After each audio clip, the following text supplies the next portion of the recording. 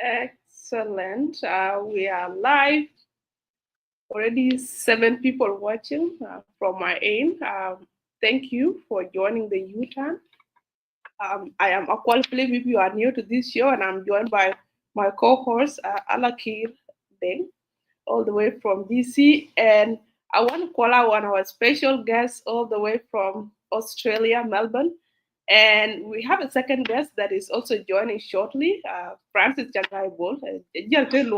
Carry U10, so get about U10. So we will be four on the platform today to talk about a very important topic. Topic deal right in our community, but actually media when we discuss, it's something that we have been, looking forward to sharing with our community. The repatriation of our young people from diaspora back home. So Yira Ben work jam tong jing most of the time, but we also reflect on English. Non ko di ping to English. We will talk by ping. So this video, share a very important video, very important message to our community, especially South Sudanese community, and it'll be useful in other African communities that are experiencing the same challenges. Ben Walker Jam today. So I wonder what the question now, where can I like we always do? And Francis a boy join. But before being in jam today on repatriation of youth and the pros and cons, disadvantages and advantages of this thing that is growing in our community. I want you to Baran introduce a little bit, maybe an dear on this platform in Kuchin. After that, work on a bit of background, Ko Africa after okay bohage, who kaka after okay lotity. So, akorba yen perspective, like why is it like that? Why is it people are dying Mediterranean Sea in Libya? People are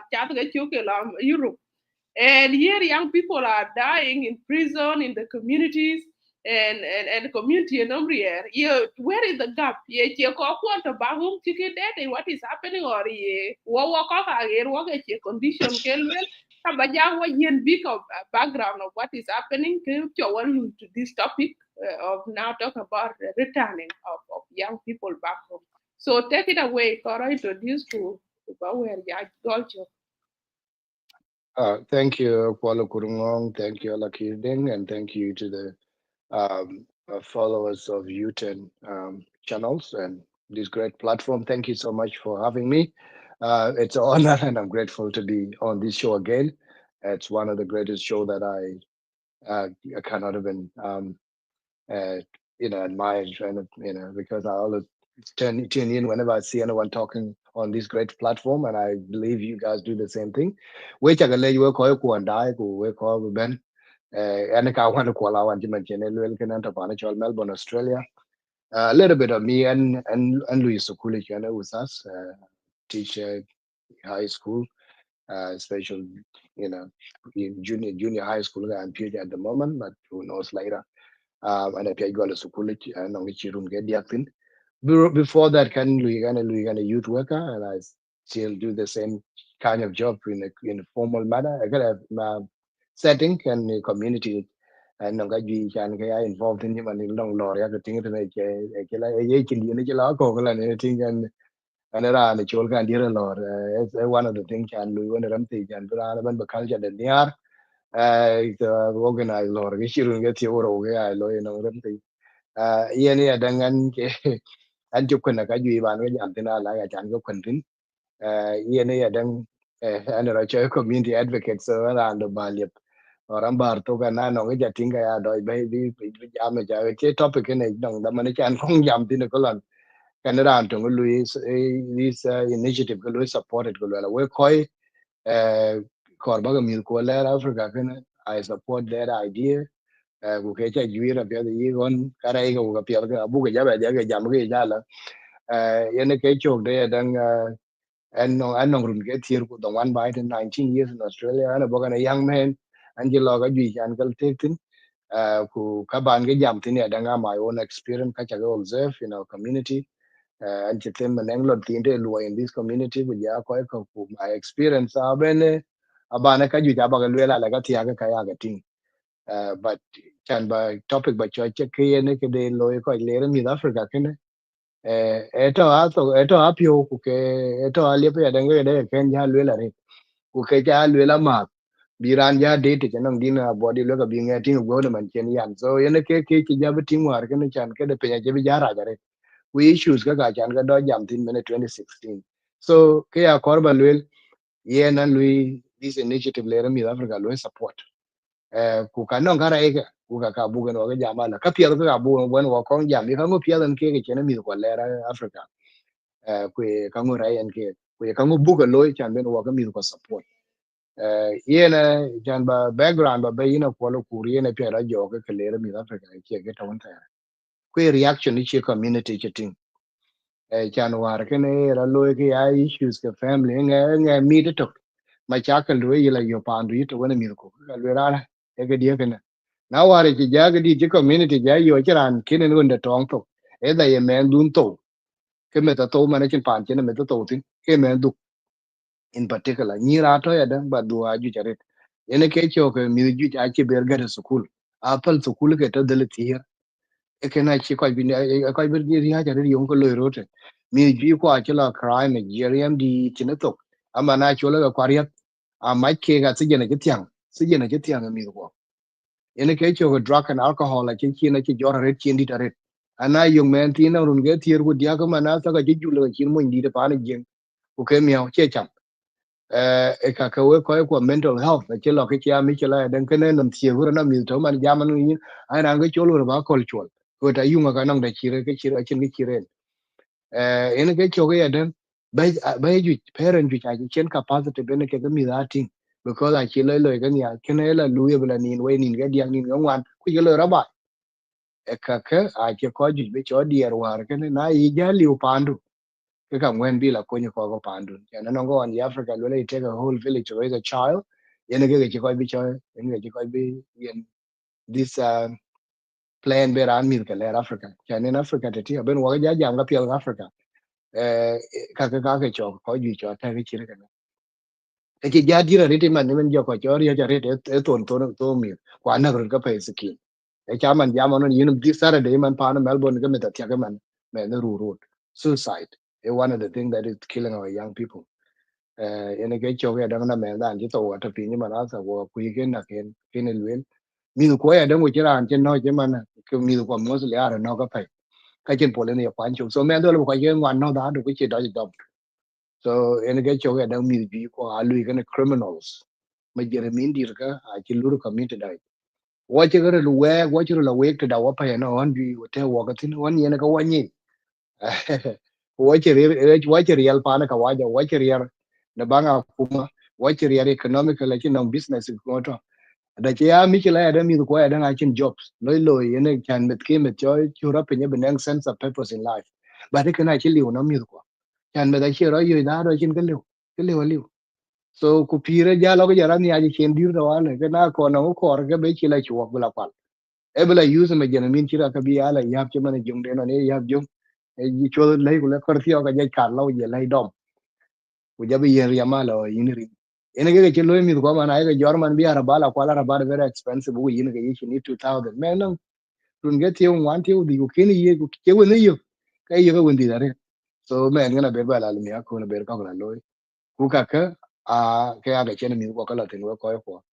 ka je ko bi ja che ri ha ke parents akeke de na chi ja doi gol war ke pyo ko mi ju chi mana sa chu ko ko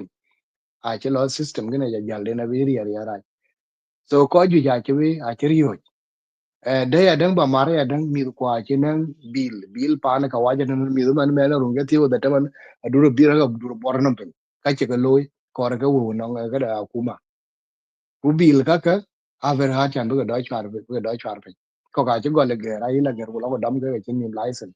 so ka ko mi ko a peje ke ro ka ga a peje ke ro sekin bi sekin ka be chen na ro chen na ka pe a peje ke ro bi drug and alcohol be che be jor chen ta ti ka chi ra re a peje ke ro chen bi che lo bi li ko record be record ka pa na ge chen pa na ge te na chen ka tin a cha ka tin de cha ko da ba chen le wo ja ran ngai la lo ni kin da wa le ka bil do la yi ko so ka ko ko bi ka de record, sorry, record ala ko record ka a kor be ne ka mi pe ro ka ga ya cho ko jan mi ko bi ga ler te ku war chen ka ler te ne a ko kul kir ka ken ka be la ping ke ne ran be yin ke cho a yu ma chan ke ne ni no ne ke diar wa ko na liu men du che la bi che telepon tie ka wala indur piu yin piu na la je ri do mo ko anxiety adura ka na kin bu ko india ri mo be me la ben wo che to wo le ki be ben ko pi e ka mi kala en ga cho ga mi ra je nim che la tum a che wa je pi a che wa pi mara ba bu ko tum ko yiti ga ti ga tu yiti ga mo ja ga tum ko tum mi ko ke na parent ke so mi ba na to ke yin nim la ra yo ko la no no ka no che parent ke na pi so ja la da ga pa no so we ko ye ka ke cho ko di ta ka ke chir ken bran mi ka ya pe Africa kana go la ko ni ko ken ko be lok to ten aban jam tina le den ye ko ke support bi a lo che ke ran ban e che le ko la na ra no capacity ni ka be lo an che be ku te tin de ka kar ba ja ni na no de cha no ma ke bar ke ya den we ni ko la ni chu pe de ka lo re so ka ke cho ko ta ke chir ken ko bi mi ken pe Africa we ja le thank you. Thank you, Wanda. And we took a late, we call die, Manyong, the Kenny Yin, into Moth, then former dirt, into Moth, audacious, into Moth, yeah, anyone. Look at this video, share a very important conversation. Before Ben wall deep into the real question this topic. Kayina one what you what it Francis Chagai Prince Francis above. I Mm. want Paula Kiram question about this. I want you to take us back a little bit. How did we arrive there? Like how did Kawaii community we walk arrive into this situation where now Mr. Ajel watching, right? Ilo rot de ku imer wa nyine de ku wa ke boten war ko wa seed, a very family a ben ke no that mindset that ka ja ga nyin beto mi biga be mu biga bi ya ka wada ke ka ba la juir mia ke ka bi ka ko chen so ben a yete ne man I think opportunity war bin in ke nyin la to bin opportunity like your education and resources mal ba ara ko ka ir ka tin ke area but now kalau lu kayak kakak wajan that hope. What happened? What went wrong? Wer pia da ro question pia da ja ti ja ko lo kuru ku we ko da yen ke lo ro de ken wanin bi water ne especially pa ne chol Australia chen ko bi ko je bentin ku ja Canada ko America bang America ken Canada ko ke lo na ke singles especially single young men ko ken ti kin ni bai a ja bela ti ke lo de ti ne ko guru ma ne chol lost boys ka ku bai ken a lo ke ja kan pi ai le ra ban bai man family sa li ti ti ri or mi ke jala dirti a lo ke ake jaga pi ler ke ko ka ke di Africa but walk on both related ne ke bot ne ke walk o ji ke bot na families ake bot it ku ke chira be ja lo ani bi wo pa ne a wer ko wo ke ken be ni pin jo community ko lo first of all yo ne ka waja wo bai yo ngi chi ka waja yo ngi ta ken wo bai ye chi wan yara rit wele ngong ni nda ene chi cho ja tinga rit ko ngong ni na rit ni ne wo bai wo ko chi yo question ne ken ku ti wo ken bu ko nyu chu pin ko lo bu ru mai wo de man chen wo ban pan le na bu ru mai wo de ko je ko ki ro ya den ka man wo ken be nyu pin ye den ye ko pa madina ye ga piri de ye ka wen ko ga ria ye ko ria de pan madina bu ko ye ko de taw na kai chol economics and political power pan e ken ku beta watching that organization ni chulo bo ya ukrutin ko ju ta ka bo che ke la pan ya jinam lao de yo ara ka ye ke network ke e ke ta o pir cha juer o ba ni chu yo hallelujah wa jinam lao da chu yo wa jinam lao da chu chot e ke na chi bo ta ko ni mo ko ka waja e chi wa ya nge ke ba le we nge le ne cha le de ke ko ba ne to ne ke nim der ka waja ni aro he illusion e chi to ne wa ni echi tane ka nim ka waja ju ja ka chikoro wo ka tane aju er gna aju er bar cho kwa ko ko wala tin nge da man da cho la twen ngare but ka waja ju ja ka chi wa ne arbi wa bai bai tane e system no te che ne ju er tin kwa bar cho chan kong jam ko la ro na no pur sala ba ba ju e kene yen akine ka waja ken pyo ba mi ar kana wo wan bi wo ka bi ke ka ngelo wo ka bi ko bu to serve the economic interest of these countries ka bi wo a chi go bo ken ya che ka ba lu anong document ga la ba share ga no economic interest de nge bi ke wo charan ko che ngong ran ngong ene ke lu ya re che lo chi lo chi ka wa jar ka pol e ke wa re chol immigration ke dinga immigration ke na e ko ba ko un nan ka bi ka ba lo ka che ke ba lo pan lo ka ke mana ke ne ka ba lo wo ka bi ka bu lo ke man factories bu lo ke chol unskilled jobs labor jobs un mi ko che lo ka un chi ka wa jar ka pol those areas those sectors they were having issues agricultural workers la refugees ko un ban ba ko pe chin lun chi la bi lo ko che ko go buku beru la sukuli ka waja nam ko jare what ashana ke nyeke they were not expecting us bula sukuli aga they were expecting us bula ne wan ke loy gi walking well to leave farm ko ji bo achi lu yes even and myself and ko lu my first job and lu to me but after chen waja la lu do me do me ja waja woni la mi de lo lu la sukuli ka waja do yo pyo da ku to ngene ke lu la liu wo ko buku yi kwa janda wo ko janda ki top twin ken ko che ken liu actual population, actual overpopulation. That population allowed them to reduce. Kawajat started working on it in 1960s, 1965. Enike Louis get any job Planned Parenthood and get Louis initiated. Go on eugenics. The population be reduced. They had a plan to reduce the population until from 1970s to 2000 to be at 3 billion in between them. And they targeted sorry, least developed countries. Actually, lawyer by Kenajitan, and waiting on Kawajat, Jamu che taw ne ko nim da din me ji chara jare why yen ke ku che ko ji because shirkat ato they can do a lot of jobs so a lot of kawajat were not expecting us who be din ji do na buku bo kai wa tar wa bi ko chan system fa an welfare system fa na te da ne ti di ko chen ni twain twain ber mi ben no ngo ban da wal go di ku yen ya dan on bi water ne bai kwanta wa din ga Canada non system chi kawaja bai chol baby bonus because kawaja ju ja ke chubo on chen ke set 1970 to 2000 the population reduced kawaja ju ja kin da a lot of kawajat actually are in up ke chibedi go population kawajat go law kur go ko won to ke racist ko chirma di Donald Trump ne ke bi in waiting na abortion man to ke topic ko topic in pa ne chola America China abortion was part of the depopulation agenda ke ne chola Planned Parenthood and Louis initiated ko chirga ne chola Rockefeller Foundation of Family kuje Bill and Melinda Gates jabe dam to war with other organization including UN so these agendas a chene ka waja da chibu pinga pengo ka waja go gudu go pon so population ka waja ya reduce go ko unto ke ko conservative ka chibu tin ke ka biya ni miracle minority in their countries go no we have to do something so ke chibu by year 2006 7 but ya we adom ke cho baby bona na jiti ki dito ali na lipo di ke ko bi ka waja tag de na che diar bana ka wa diar ka waja ra ka very smart ani ke cho ka yimi go cost they know how costly children are so go cái chết thịt go có bố phải tàu tàu là hindi thì mình cái ngoan đi đấy giá thua thì cái nó go ném mình chịu tàu là cái ga mình có mà làm chỉ nó mình bài đó là mình cái gì cái làm chỉ nó mình cái này cái waja bên nhà đó có cái waja kia càng luyện là kia càng luyện bởi cái càng tên nhỉ cái đấy cái tiền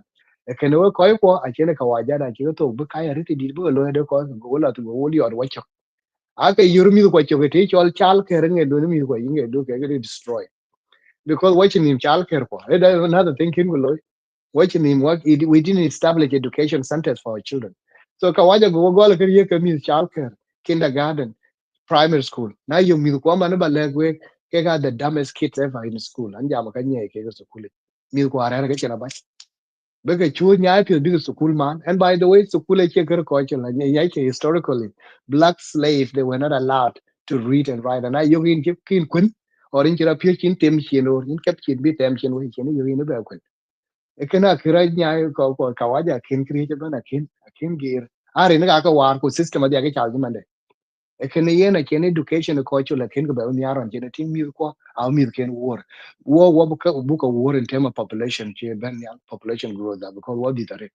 kena ka waja ben yaro ko go la wacho en get ye tinga je ke mi ko je go ton so one walking be lui on ke ben wa ko lui tin so ku wo ke den wo di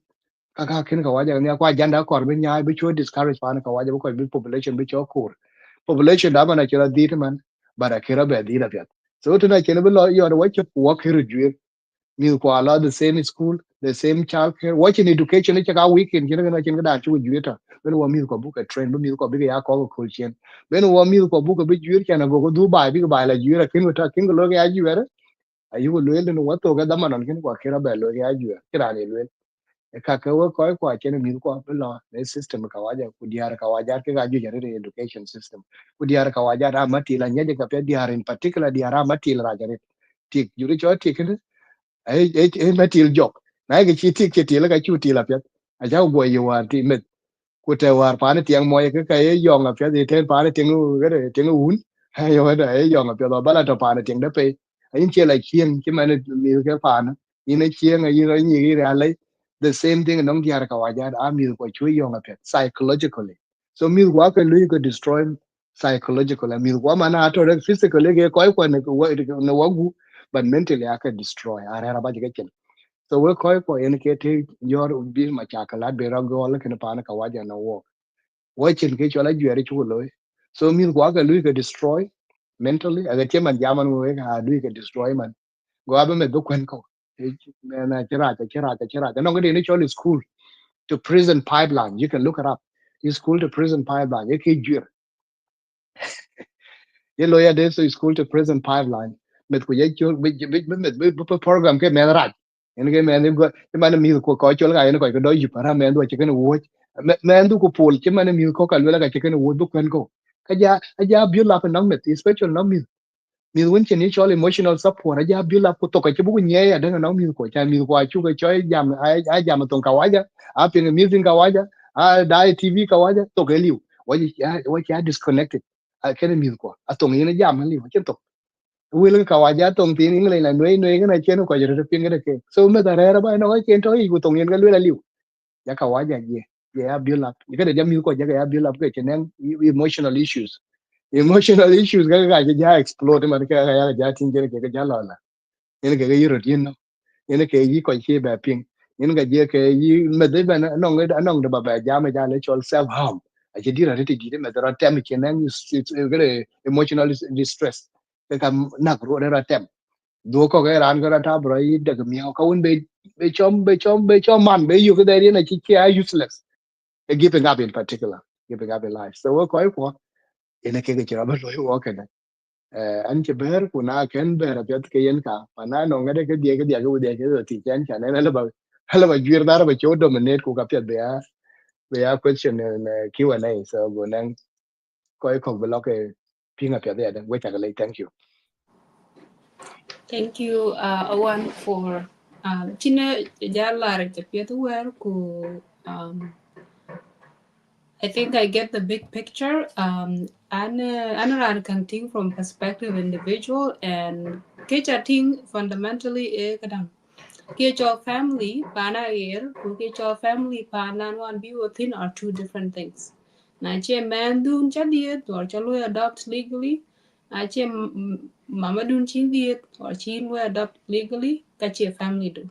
And this definition of family, I think, ache gap and misunderstanding, ache bay ka myth kujala koidir, right? We come in, we are family, and pan kana core undivided attention. Go meet a go nang that connection. Kana baba de or ran mukena.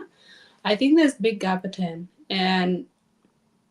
that gap over time will widen as the time spent the money in a meet jam can a parent can it will decrease over time, and that is from financial perspective the way I look at it. Koi quarter night ben iran kilo sukule ilu lolo ikaro lolo ikedia mendo chiben sukula kede bet teach the culture lodi results kuchik lodi yung in sukule that disconnect in communication achiro to bet while panan warir wokotok even though kuchuka cha busy kande rang mendo lo ti chacham kumia cham all that definition of family and community akira leo pan kana so and you can nyan tine che duo number at some point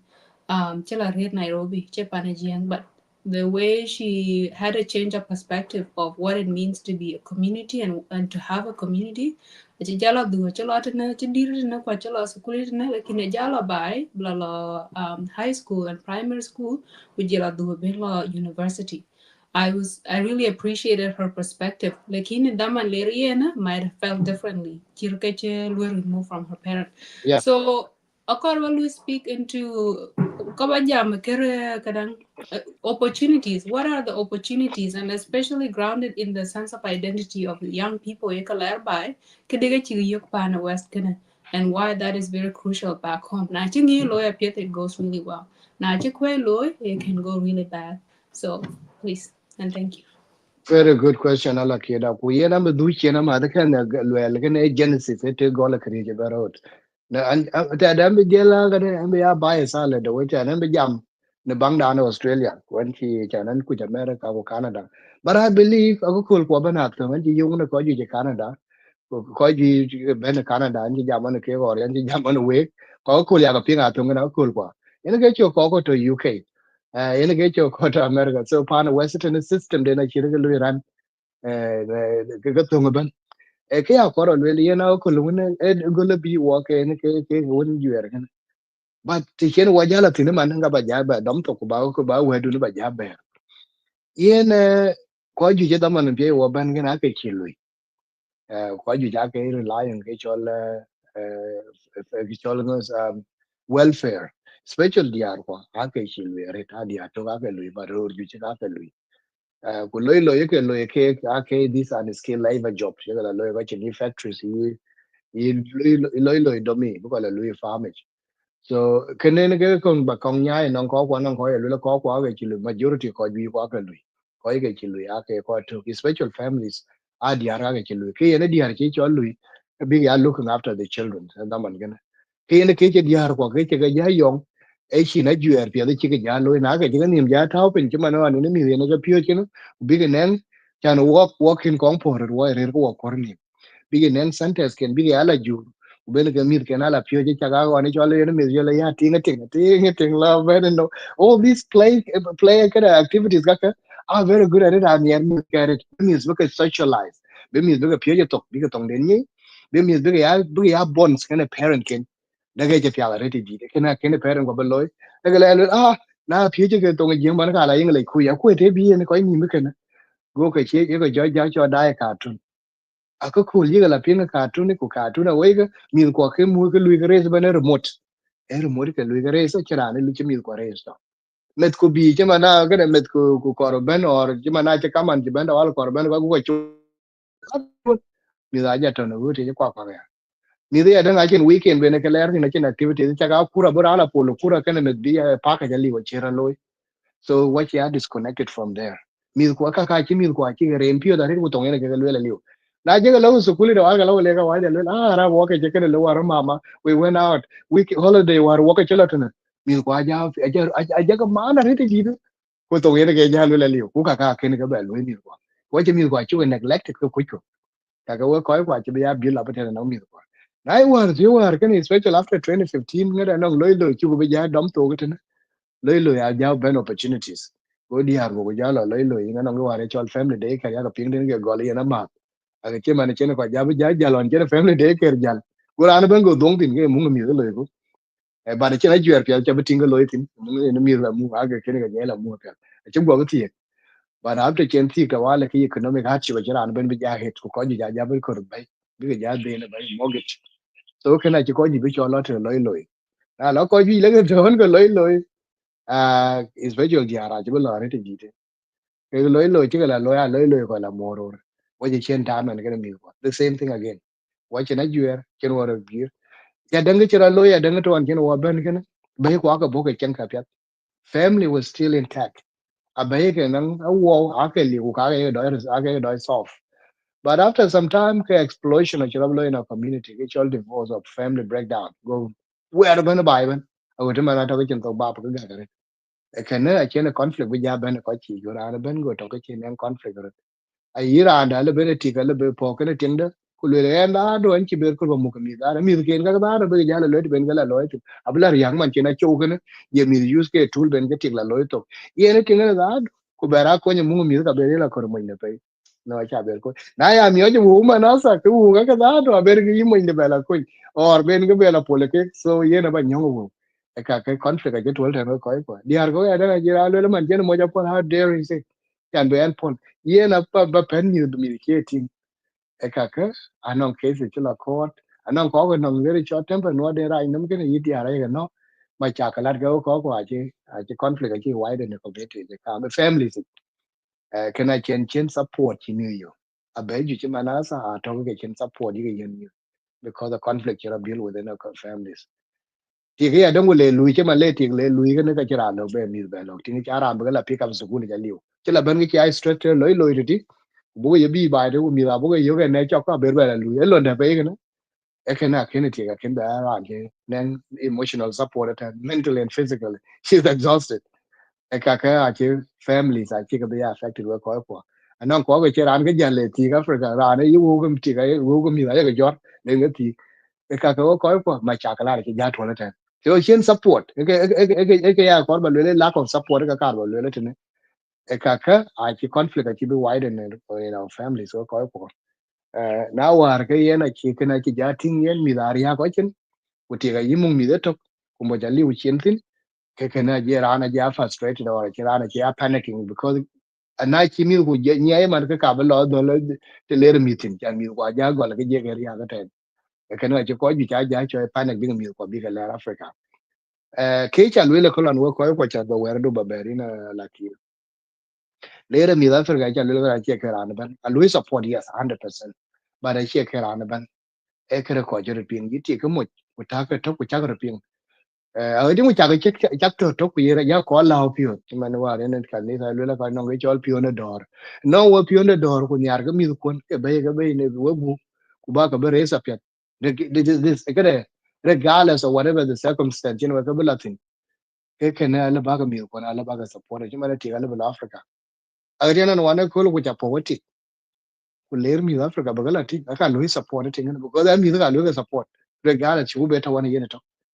e kene ge support be lo war gane be mi baga to ti ku be to kane ti kene mande mi mande be support ku be ko bra lo ya danga man in mo ji ya dang du ber mai ira yen holiday ba lo bagala nem wa cha bagala nem lo rer ku woni la ler ka bi bago nen real pen wo ga mi support financially anong bai piel ko to within Africa le ben mi gala dai ka pe dare anong bai ko ke dan de le ba mi la ri Europe yen ke Australian citizen of course ba ka lawo cha da ke ko me bela cha ta wala wo mi ko na ba ka nyela ri sa pe e ka ya kor bu ko lo we ko pen wo ka mi la support a china juer to bai de liu man wo ka le ra yu lo ga ka pen yi Kenya ku ko ka la re sa mostly ai ko ruai ka no wo ku chiang mi to bai de ne chiang ko to te a don't go chi mi ka pye je ne ka wa je ne ko kwe that's why I don't support the idea but bila wan and non parent ko non ko ko to te no relative na non ran beneng bila mi ko la shopping at least be ko la re mi ke chi 1 year ago mi ko ya settle te system ku bi la le school ku ba ya ti ka daga pya da ret ku chi la ka daga pya ba ku chi na juer because met ku chi na juer pya ke juer ben socialize ku be ja yen economic opportunity economic opportunities ka very limited Africa yen ka la pala wo na chi me tiro ja ba la shopping ya ka ja ba la ba ya ma especially university up at pana west but he primary school high school ka at riya mi ko ka tin mana mi ko ake gara ra ka na ba a lo class ke ran chen galam chen ke gara nothing mi ji mana sa ana tin mi war mi ka dala tir aga tir some of my student go like how many levels of government do we have in Australia they don't even know they don't even know the levels of government. I just jam ke so can I give you that sukuna chin tukul ga kare ga kana ba. E kana yana ya ni aro mi ko bi la ga Africa because mi ko ada ga ni la pe Africa. So cool the thing I mi cho pe ja pe da man to the high school to man to university ba it en yin tamo kin yi. Ene ke cho ga dan en mi da ga discipline pe ko man kin discipline o ga ran kin discipline ke ra. Ku kana one of the thing you ka wale kin mi rio. Ke child worshiping ye loy ba it na en ga mi ko rio met ko muk che tuong che ti ana tien cái men cái she is spoiled no la men chi mu dai e kam kui the same thing e bu ko em muk ko kwong kwong Mikila. So can you call for me like a discipline? Either in your do kuchin discipline. And ranking discipline pin no banner and you can a logo at Pan Africa, it is school to Kulaka discipline. Majority of teachers are who can get me really by it rally. Error take work, you may ping many childcare, many kindergarten, many everywhere, but I take work a ping urban channel sectors that are dominated, which is not a bad thing, but they need that gender balance. Who can actually I can role models get your father figure no music in working aliu who one of the factors ke music working affected on it so music ko I can discipline who can I music ko yili pa no chola africa diti healthy food music wa cha music very healthy food I yila yo ya music ko in africa ngore ke ni ko umi jiti o ke chemical ka wajat kaka en ga pya ngai cho ga dan bil ke mana music ke mana ai bil ga ga tinga ni ke na ru na chira ra ga ka ni ke chi 30,000 ga ga le ran ga le ben yo ga ga ja cái life that's it cái mi có cái ran đó quan đó nó nguyên cái mình PD trên PD bé phiền loss of hopes cú cái Africa cái yên có cái gì yên cái chỗ băng ngọt để đi nó cái lối cú cái này yên phiền bắt cái men được chưa anh chỉ bé rồi coi qua và đấy cái cái tiếng cái phiền nó mi có thể là bị mi có cái là nhiều cái trên cái Africa mà Africa ấy cái ran đó cái có chữ rồi especially có cái a need bang nang strong financial support no mi kon a need bara yen time ba la wana la ba bo lo mi la char bin wan go chi be lo ka cha no they need that emotional support pa ka ya ping ya da pi ku mi ko na to ken ne very important ko ko na che me ndu chi ja ma tong du ka ba cha che me ndu ken we ja ga le nya le ko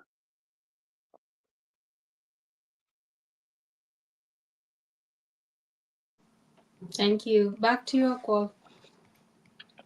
No, until we learn a lot. I want to call you teacher, into a teacher, and and get your calling again. The way you need, point narrative. And many people here, God, we die. They are connecting kind of message well. They are thank you relating kind of message well because it's reality. And I will convey in a way when so thank you so much and I like for great question, Jati. We got a comment with when walk with a question has to I'll book a tier one. And if not, Francis to join let us answer. So you are also welcome to chime into this discussion, a two-way discussion, and can well are very important. You are contributing to the U10 conversation. And if not, can a video share, can we share? Because can we look at it? I can look in our own houses. I can be look at the table, chem walk at thin one go where, one can loy. And we need book a bealari, no, not to all that, because all that money, a chin makabidara. So it can be hilarious. So appear book on platform children the youth and to discuss benefit and challenges situation to walk in and situation to walk in. Kin Iran page ben this phenomenon among so Sudanese families with do meet do can buy so that you can very young you could be educated. Na mi gun ci riya ke anon ko na no mi ken ci kur bi ro ko lo e ka du ke ni taken Gualari or Cochin. So in the we discuss can I want to call today. You benefit do number. We challenges too as well. So in topping it today, which is very timely topic. And huge coach which coach because can go a lot and you walk we are learning from what is happening. Bukuru tau ya you book low would ye daman na beran man do number the peer bella think differently. So I wonder if you capiat when a bigger loy me court now do any by a jagal. You got two challenges to going to. But if you can go, deeper to the challenges, what are some of the risks, or challenges that these young people do any aka did it aka mutene are not different exposure. And now do any in an environment when there are new. So I can we settle here up here kwa better go do the big bell we start over again. So what are challenges that they may face integrating into that system? Again, could be like I call it joke. Are we not like making things worse from frying pan to the fire? Because I didn't get to know what I thing back home and a jam. one some of big leaders in South Sudan. That way you can work with a crew in South Sudan, board in Juba, like young people are reacting at East Africa, the same thing. So I think the now work. So what is your perspective on the challenges of our young people doing? In challenge rate jite ke one of the challenge in pale we ne ke wa chanye kada chanye tul can the same issues lo written a lo by the team we en ke ga ba ja jama we ko one of the challenge no mi vilere ka ba it ne ke your lack of financial support e shine num real ne we bin mi ko ne support ka chir ka ko ke nge chok ba ya la nem ko ba la cha te ka ne chale ke no nyan ke to ko la jimi ga le ti a je we ala le ri de ni cho ma sai mara safari pia di din ka waje en we ju jen ke spend ben chan ba la ba na lo africa man ko lo lan ti africa the question ni ka waje do ti cha ko la cha la safari e won pia chi ri ka ai chen ko ke la tin ku ko le re mi ko tin ke ye nong de ko africa chi paradise ane lo ko lo yo ane ko last month pen do war ane chi africa na la Africa got on one of the island to Lake Victoria. Lake Victoria only created 4 islands within the Lake Victoria. So no one of the island can be learned on the island. So nata ba buru jiten kan yung mo kawaja, yung mo yung the United Kingdom, mo British. Ye da to di you gotta kirun get euro. Ato ka dai di da. A che ara ta ga ja re ti. Lu nong nam dum de wanang nam farm, wanang nam tu ke. Kwa jit ke. Kwa nong the guy is living like alu like Africa, look at paradise. He's having a beautiful life. Kwa island kana jabala mi ara island ka da di di. En ga re re nam da wala.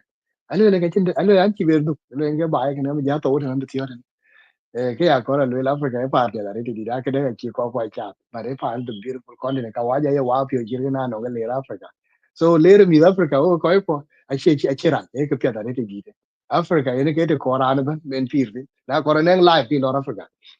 ke ne ke to na je chen chen kana ene ke rai de kana lack of financial support is one of the biggest problems. Another thing we ne ka chimi yo wo ko e liu de ro bai ne bai ka ke mi cheria ka man pan africa e liu ro bai a ke pan jupa ro ra liu bai because you to no ko ja to jupa yes ro ra to jupa but guess what ala ni no hoteli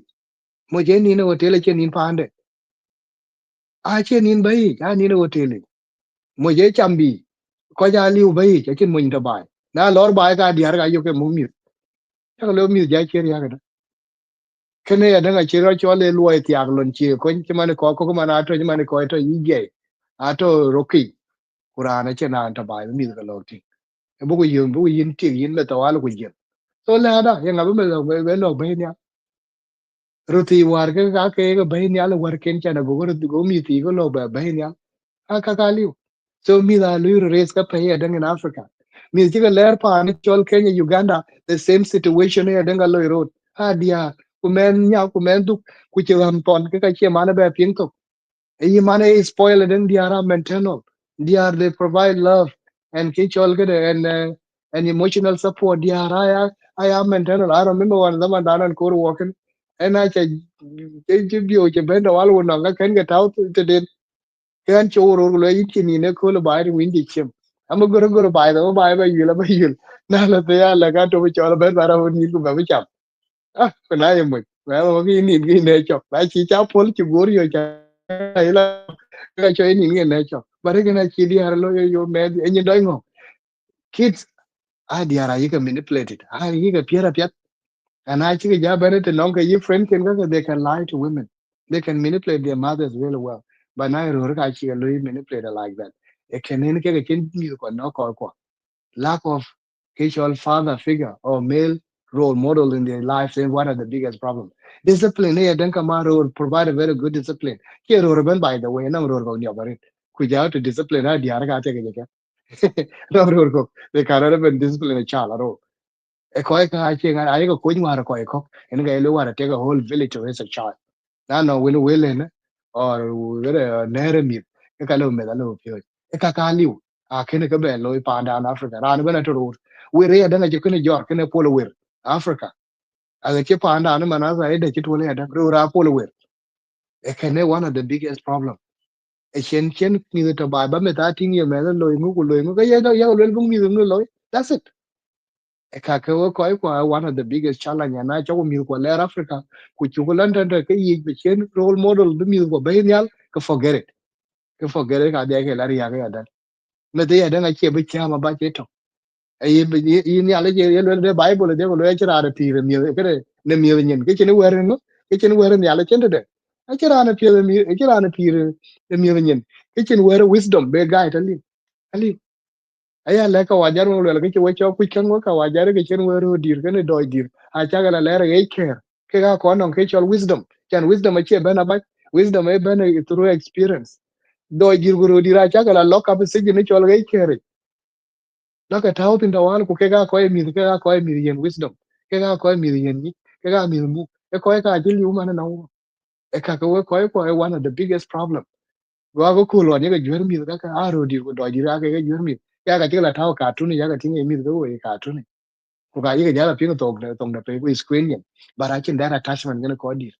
me do har gonna pure che dan be are looking after elders 5 years ago elders are looking after them em me pure get your responsibility one dear and pani jengara non tu chen ya ga ma e lo ni ne che yena ga ana pa ba ko were ba ga la ti ki ro dir no mind to e ka ka me pure get your responsibility now we wonder why I mean why he will be acting le what yes because I can get pure get your be a responsible child kinam ke lo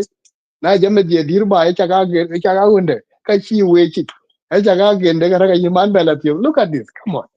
again de ta na lo ko chere se kare sing ke chi wa ko le ma na le lo ko me di na run ge kero come on aga chi nyir ba nyir kon wa ga socialize bi ga lo ya chi ke be lo ba right now this is a problem ko and I didn't me in that such environment I think la lo yin ga nyana lo look at this nyana lo ku pa na na mi no chet come on I cannot believe this so nyana lo ga bugri bi la lo ba da dir ga ku cha ga bra to to le ra ga bi nyana lo ra ra to so ga ga lu ga spoiled alu alu ga spoiled so na ran dir ga responsibility ran ga che choi ran so can ko one of the biggest mistake lo ku akin program economic opportunities da ka pia ta da ni ara ba ya za Africa kwa pia bi mi ko ala tingu kana chi ga ting with the ben man Uganda and man ka Kenya no ben a business minded person e pa ni do no ga de le ga they work they struggle e ke no ku chi ko chi ga len ga ja ku ke bi ki la ko kwa ra lo ke lo la ran chi kwel an ke ran chi ban kwa ja lo na so we not actually learning this culture no Uganda and Kenya we support bu ko lo ya ba pa mi adur ko no ti ndu ni la ko yer do chen ko war ki lo ki ndu chen ko war wa diran pa ne jeng na ran ba pa mi adur we re por ko pur ba na ran che pur war kin ga dar wi ne yo e kena yimi da yiga pio na mi ga me da di jawal wan ga nan por wa ga ala ni jama wal no ko ba ko la pur no di dia cho pur ne ba re cha pio awa diran ba non dum che ko ro ja dom ba ka ka ba na ga socialize ya ngete ne ko pio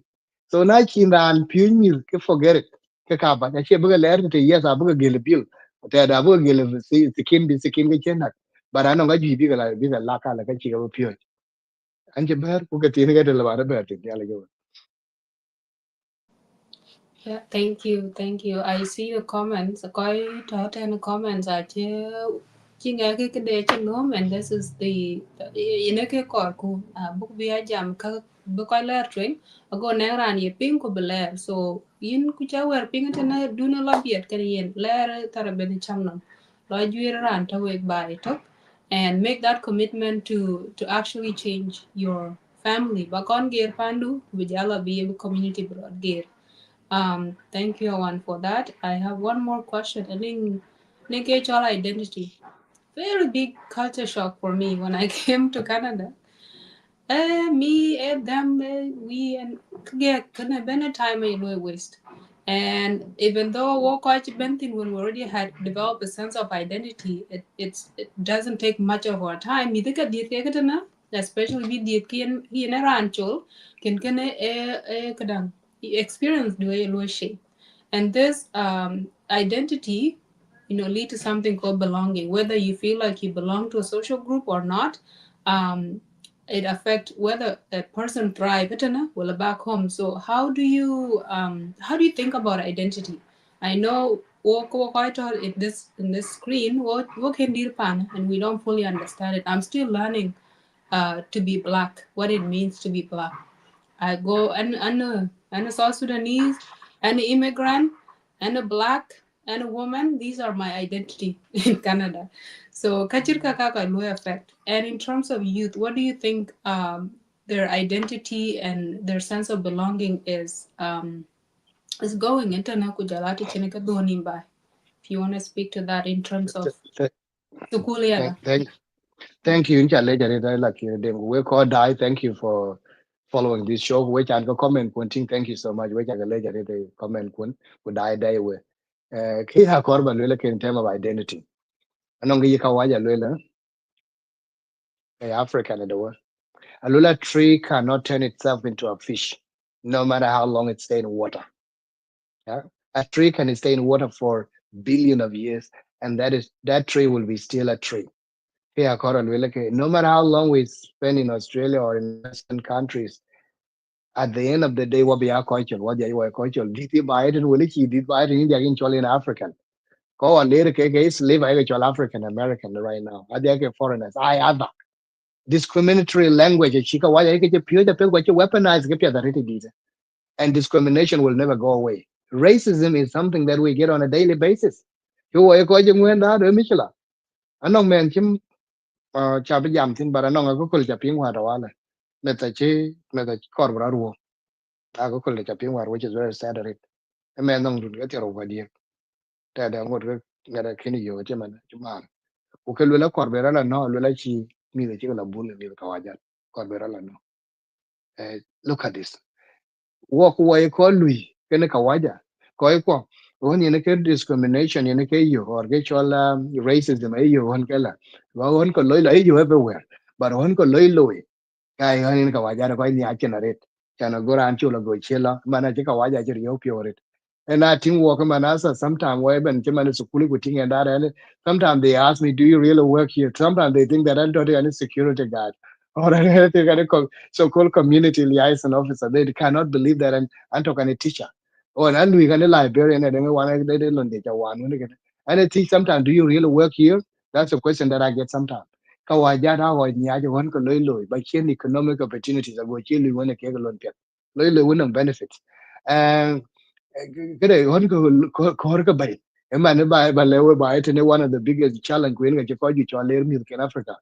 watching this one of mi ko who you ga la yu ka tum ka size of families ko are ko bay a ka pen ko e ka a hore ne ko ni a pa na ka wa ni yo ga te cho to be real fit areas I know areas I cha la win 1 million $1 million ku le ko ra ho wa ga pen yi chan area kana chi kor ben ran chol cho ta tin ya nga to tin ya dan bang school ene ko yong tin ka cha la won la wan ko cho la ka ye tem chen ne ran ke o chi ro ri chen yu ko kun eh school ai chi lo ye ke ben wo chan school ko be nyal ko chi ka wa ya chi nyal ama na ko ko wan chi ka cho chi ka pol bi ko kun in ngai tin mana kana daga jami ol din mana ja kun ela mi ol school era kana ja phd aje ka lo phd na la ra dar ko le bang lo ye na la ga you cannot get the answer because you don't even know what to get out of that because in your first batch like lo chin ngai chin lon jayu better la master chin lo queen bela phd and you will never get a job if you are overqualified ko no phd ko to no phd se ko ka chin lo yi ga do yi chen ke bu ke tao bi la lu yi ke u ke bi la phd jam ya ekaka chene ke loy loy aka log ni ai they lock the doors of opportunities ekaka to pana ka waja we ko ai ne ko wayong akol we whether we like it or not he's still going to be struggling pana ka waja today he did by it they don't accept they don't believe that anchul allo be are competing all of them the equal opportunity can ran can I check it I check it bangare ken en ko tu kwon chi ya be ge ro wud yak yes yes allo be ben ya but ko ji ke ben aka ni ya ben so can ko ban jam bang pana ka waja na lege lo bang da Africa tati those opportunities yeah dan kamara ali because you want economic situation ta panda in Africa tati the terms in tati michela in term of identity mi bi ko an ti jalwar ba ita ni ko leka lo pan Africa I are later rete ji te kana mi kana ko tati emme da kulwar ga kila yukule mama alo le di ne wara le kalam dia jalo lan to wona ko chol alo ra arba na tinga chol ke en is kul jitene see how important get your identity yen ko iran yen shape while you feel belong men jale to go Africa ban Africa la ye paradise mi ji ke la ko le ban go Africa right most of the time you le get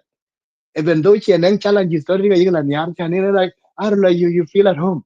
people look like you know you can relate to them in so many ways yati e kan ne ka gali wona walk to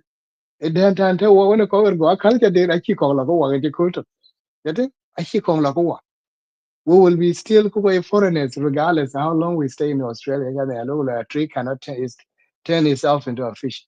No matter how long it stay in water, a tree can still be a tree. The same in a war, what you read upon an identity yuku. India kin yong. So Africa in a wala and mutual acceptance. India integrate into your own come easily than here. What about it in Ukune did buy in a Kenya 19 years. Integration il will integration by the way another word for assimilation to erase your identity. That's another word you can use. But actually, that integration very hard because pan can actually set it so the kaji ko chilo can walk. I been walk about jam tin da man da kara ga pan especially ben walk Africa liu nyin. Kara na ben man a to man ga law ko bo ga law here. A kan war ya la yo ke tio li ate ten pan chol ga Northern Africa Sahara Desert ke la Europe. Kana to wut ke to wari. Anong sa Sudanese kwan ja jal war ga la Libya. Biga la jal ga la wete ache ko ina pio da gira bugu jabe yuri pa na gira bugu tenyi ke chu be mo so it's a part of the youth show bugu loy da man da ben but in Africa ina feel at home jama na jaral wel ken ka wajat Africa you ke ki kir paradise wo ga to tai rai ko wa gele Uganda ko wa ba Doha ko mo Uganda to UK wo yo ku ja mo British ka waja rer wo jogo ni wa jojo ni wa tia wo jogo le ku ka Africa go ja compare kind Western societies. I think we all agree that Africa get it the other way around because part of West this institution can take a set kaka ake look a set keke anti cultural humanity system she said it an anti humanity no seriously anti humanity rajariti did achi kran achi binial cultural capitalism kan anang video cha chut yan cha toya kwala kulan guja document cha toya kwala ti chene ke pan in set in kawajara chiru riyo ka pai kawajara done forget it achi done I can't well can one will can population will reduce no quite coca chica affected right now eating man mugju. I keep you ben kawaja eating no got a few jam parachin in families. Family that you call you kali. Mugju. You manasa and everybody see you manasa going on juba yoga milk. You know families. Each your family that you call you. When I family you go away she had done. Queen again I can go ben go well so quite a cataman again milk a mi ka pe ga ro cha ne na a deri ha ga dan e da ba ga bi ro no ga pa bi ko pi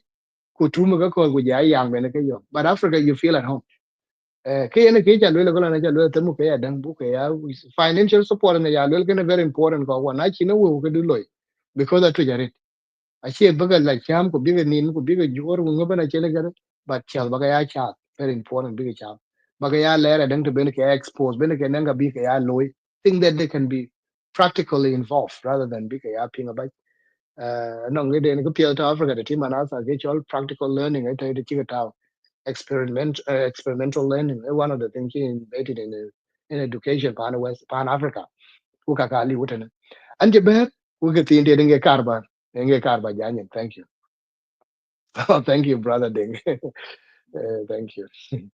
No, thank you so much, Awan. That's really, very, very informative, and many people, when you think, well, they really see the value in the wisdom that talking in and information talking in. There are a couple of questions, but I think before one question, Malay Francis Jagael we lock on to do technical issue and challenge so book. But there were two questions. One is a lot about family, right? The destruction of family unit. In that family, I can destroy as well. Even if they Yeah. are amicable, divorce or yeah, to win get random, can actually divorce, but a single parent raising children there is always luck. The universe, when now mom and dad, it's something that is Mm. balance, balance to balance the equation at home. And we can raise a cockroach. Um, So one person at a question at it. So now this even while walking to as if you're a single parent can do what is because of war. But the idea is most of us turn out to be good compared to with our Western because of community to around a role model look at around. And we were good in our own ways in the setting to work with, but now setting has changed, environment has changed, and you can do jam environment. So one person, I'm trying to look for the question here, but I cannot find it. Asked earlier, na che yuka ba dunia ma legend in the comment. I tell you, role modeling. So sometimes you may not have it all at home. You may not have a father, maybe it's a divorce, or a mother. It could be a natural occurrence, a death. It could be circumstances killing on both parents. But community, that role model system that can help you grow. So one person has here in terms of work out West in Australia, here, Canada, US, are there not African, black people to leadership that will be meet a teen role model? For example, if not father figure, but father figure in a school, administrator in school, either primary school or high school, or university. Can they use those people? Okay, the role model, okay, mentors, right? Like, what is the challenge of us not using those avenues? Very good question of qual kur we in ran ti gen in chale chare yen ke lo ra ke ko ba ga la ke le ra su kule ba la pi ke la na kor ba pi e calling e ko ja ke cholen ko le yin ba la pi su kule in good we in usas ke man chen le ke ne we ko chen le thank you we ga ko ke le ra ke 2015 and a Louis library in go in a library work they call Bright Book Library on Victoria Melbourne yena nong sukul tia kene library da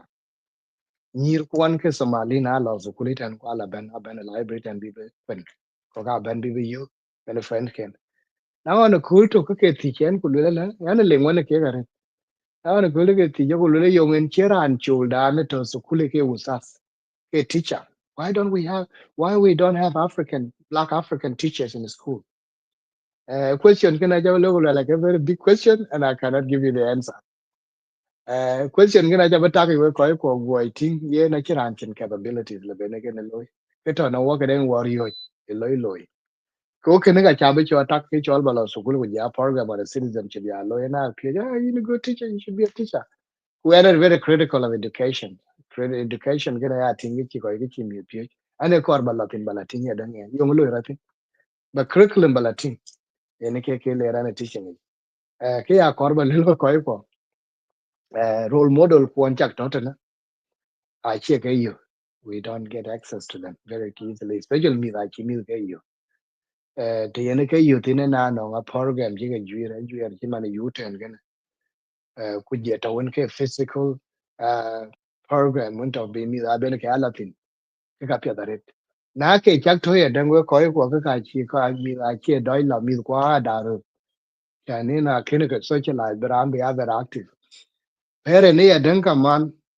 lo ne parent we ko we young parent no we're gonna ba no man then core the marriage to be I look out for your children. See what your child would be actually interested or could be mandu niar ila kori in kulere mandu you need a mandu lair na chi ler ke mandu na chi be ni ko mandu na cha yong when we ya tinga jimi ko yong arit role model ko jaga toten wo nanga le ga che ke ler ko ya don wachi ya disconnected kana mi ko to the point la na che nanga lo ro de kula na wana no man dina run ge ti udi ka cha ler be cha ka ne en urun ga ka arwon ne met ke cha ka un or cái man special music what's wrong with it one quarter na chao na baba ano one ken ka ler tin kana chu go bello and this is one of the reason why music ko any get chen da like you're going to role model pia la biga pia biga bay nyal wala be ran ga la luman kor ba chir nga e ka ka liu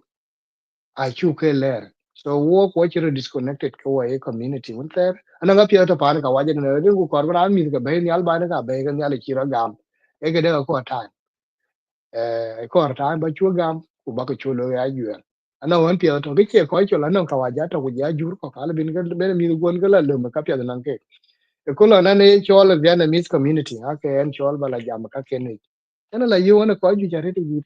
ki ko nyen ba lewe e ba e on yan active en ke ko nya jinda aga ti hon ko loy ke loy ke bana sa jinde ko nyen ya active ana ting ja ting bana la tin ban wo ko ran cho du da tan ni ya jin ko kin ko loy ba tan jin kin ko luiti ko ke bu ko wa ke active ri no ke chala ting an cho du ti lo du ti ba lo ko tin ka ga mo ko lo ko e ka ko nyo ko na chi proactive ka kin ko nyin ba ya ja ta ku ja ri ru ku to ni mu ka kin ke yo ki ur so ken ni ke no ke na mi ko chen ko yi ga do yo en ga cho ga den communities wa cha ga ting de chen wa ga setting me bi wa bo lu ga setting ga ni chala session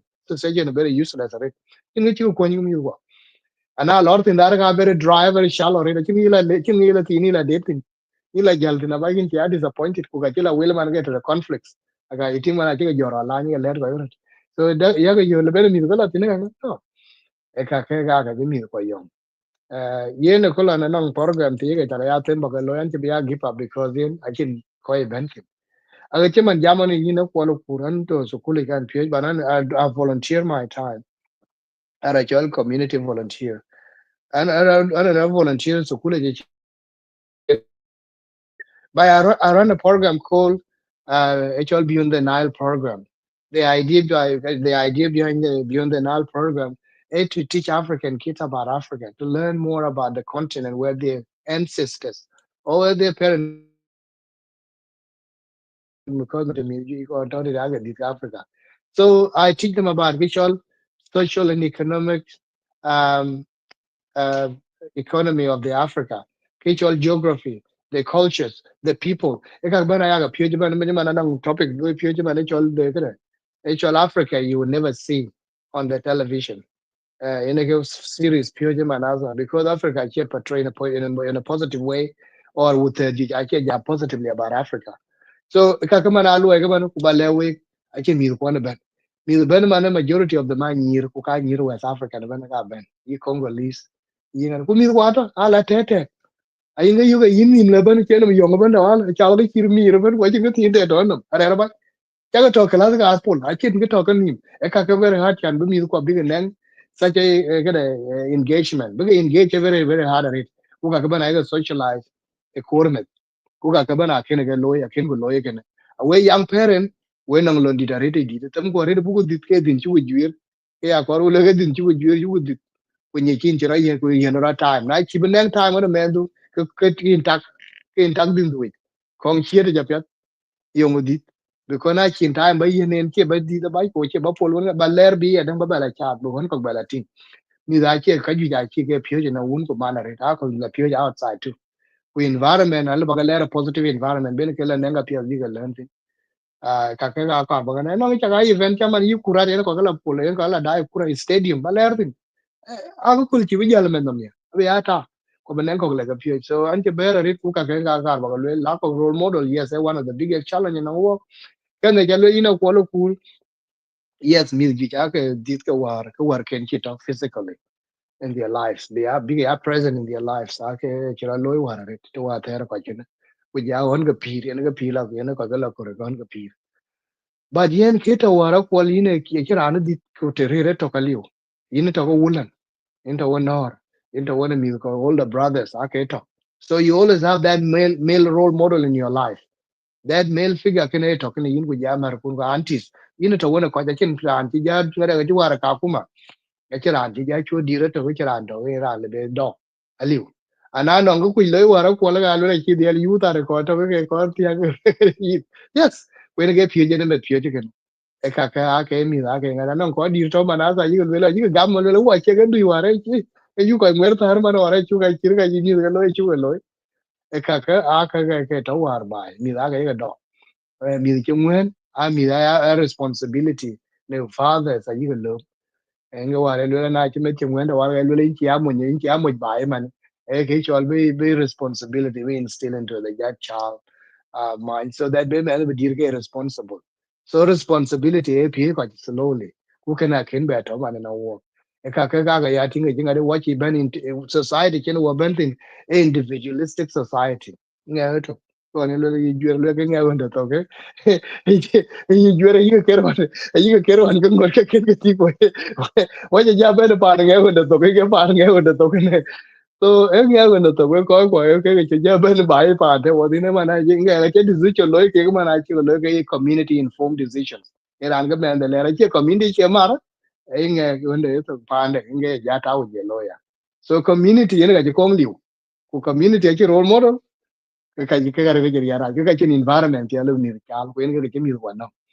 woni ka la cha man ka la cha ka ting di chen ka la tin man ene mi war ke na je ni ba ha ga ni de bin de chama di ne ku mi ra yin ni la ka ra te no ga yi ga yo no ga yi se kin aya ti wa la war ga ya ka tong la ga yo no tong ga ro ma ga mo to aja la wa ne wo ro mon ko wo ga ni ne ro ma ran jan ba ran ba ran da li ne ke ran ku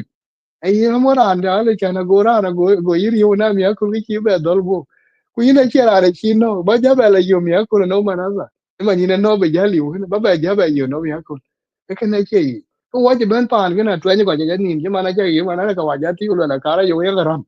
chẳng có ra ram mà chán mà ram ran cái nó có nhiều ram ran cái nó có nhiều chả ran này chịu cô or ran chịu quế tiệm mà cho nó quế tiệm mà riêng nó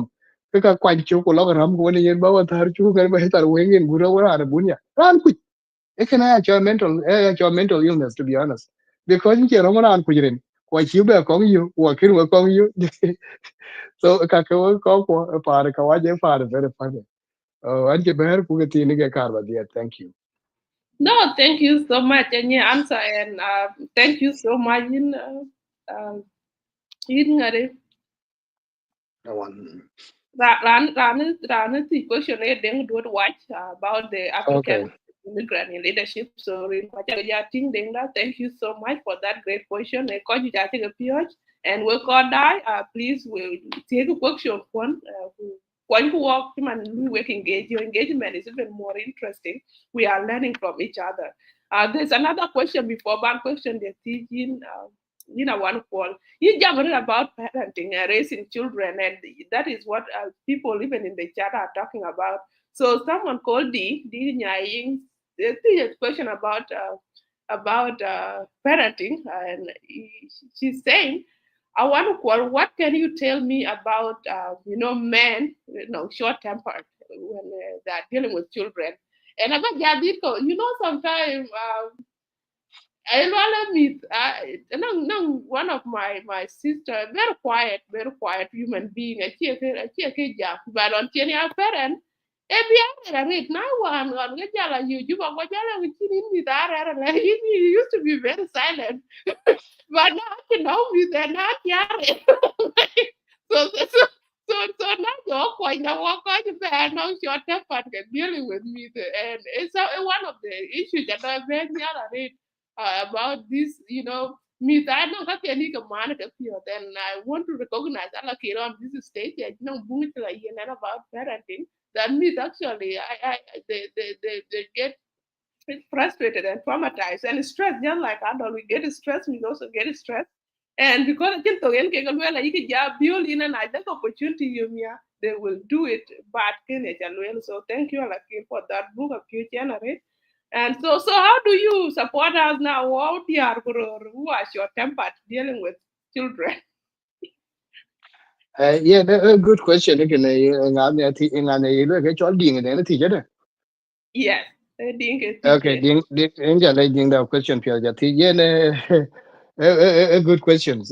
especially among young parents a canera low is zaman da ya a new environment or a new lives so in kin go around a little bit kin go ngade ke mi kor or anda ke ko ngadil ke mi kor ko ku ti bin lo itin ku ya yo action ya dan yung bela lo ida okay che man wala di man wala ding okay man wala jale Uh, thank you yeah, so it's ke ya different. a different I was so ke ya ko ro le no ran ki re ke ne ko yu ko lo mu la reflex da man do na ni met eh you know do chien to do na ni met if you can recollect your childhood memories kin met ye ka ko ke yi ga nyaro ne ka ko yi ka ma no ngen ka chien ya ga ma non kan ku ra da ga cha ga ba ga lo men ku man because I ke ken ke nyara ke ken lo ke ne na yelling is one of the things can yell. Get your bag go. I can get chagan yar on foreign. I traumatized it. So can I would never yell because now we yelled while I'm at the yell like get him at the the yen like get cook and I keep the manda. ku ke yi ku yene ke loy kana bi me da be lum ya ku ber ba la loy ya dan na yo ke che pet ke don't do it anything you think ke pet ke pit don't lie to a child ni ne ke be da chi ni ar bi please don't so yelling we ko che language anang dol ko le ben wo ya communicating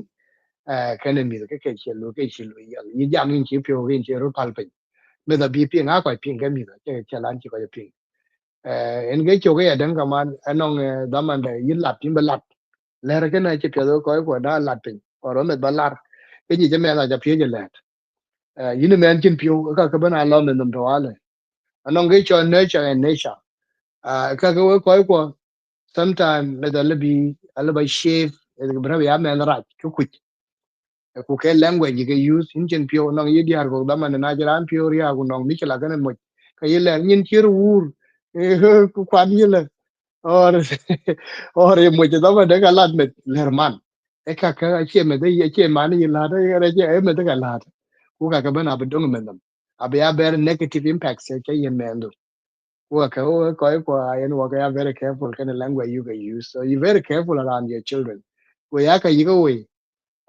now die in television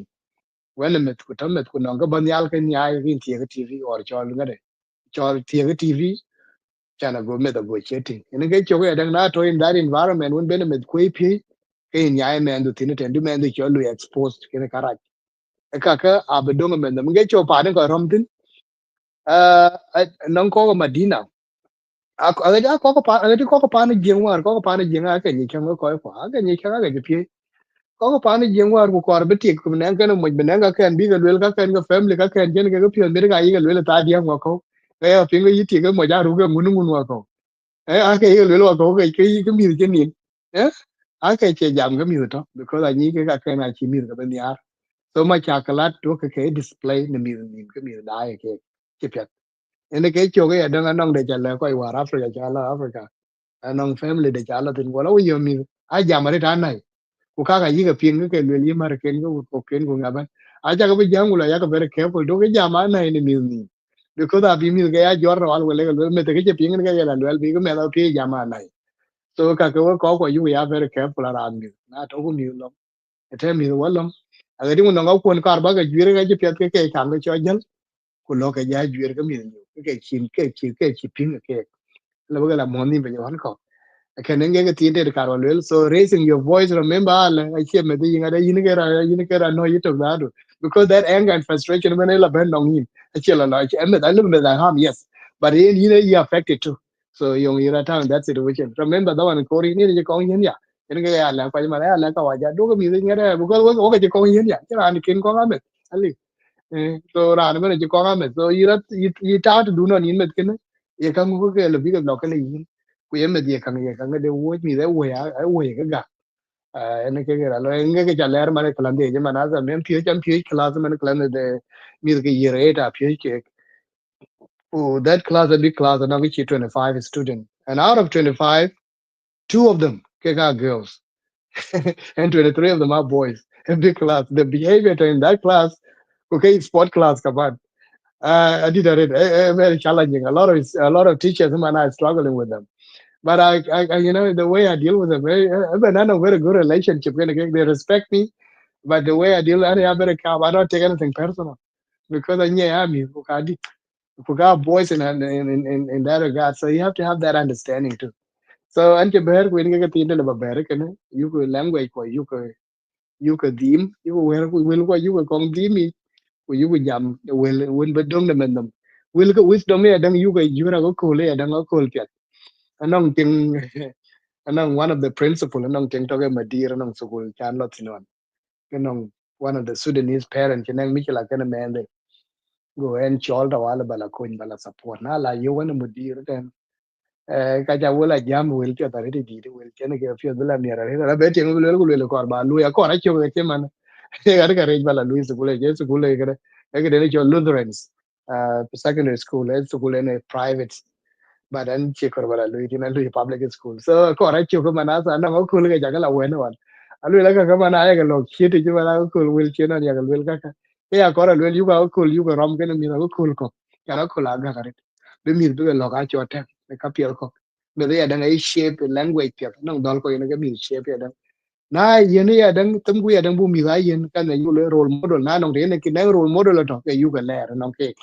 a che yin me chu ja pye ba na ga tian ga yu ja ga pye nong ba ga ma ba na ga yu ga nom ga nong ko so yu ga mi ko yu ga le ya dang yu tem ya dang bu community da ben wa ga chira ka ya lo yi forum chiri yu ten ga ka anong training ko ben wa ga ba jam tin na bu ga loy le bu ga ya loy ben mi wa ga pye an che ber oh brother chagai welcome ba in ki and an je ber ku an brother chagai ba ja ba par I hope che pye ya dang de jam da ba dom to chan ra di chol chagai ra di wa wa ka chira ga yu nye ju ra ri ku wa to mi ma ka ji ke ku ber ga ji ba ni ya re chan experience da ya di da ga war ga di na so ye na ba ja wa ba di ya da ka ji ko ni ke ku na in je pye ne jam da ga ba ja dom to te chan chan no ba ku te ja but yeah, community about it, we thank you.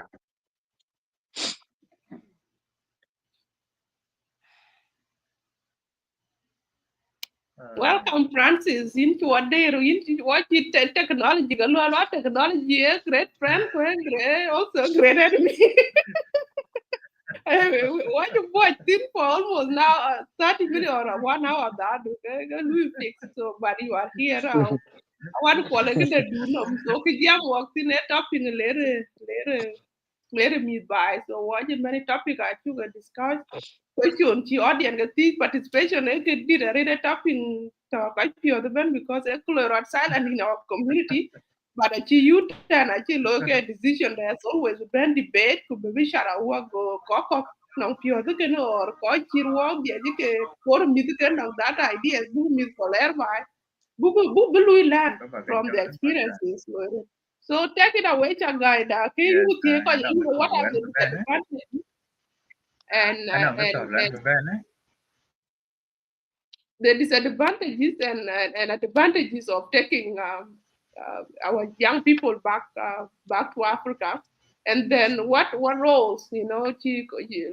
can community play or families to make sure we meet because you belong into the system wrong system go ja pressure us because ja be adoni by so take it away.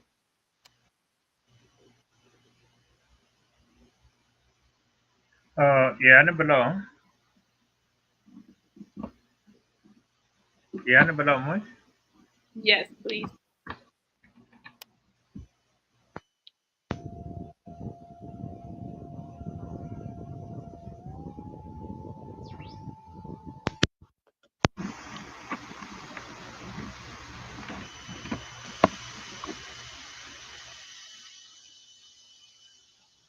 Yeah, nó belong mới.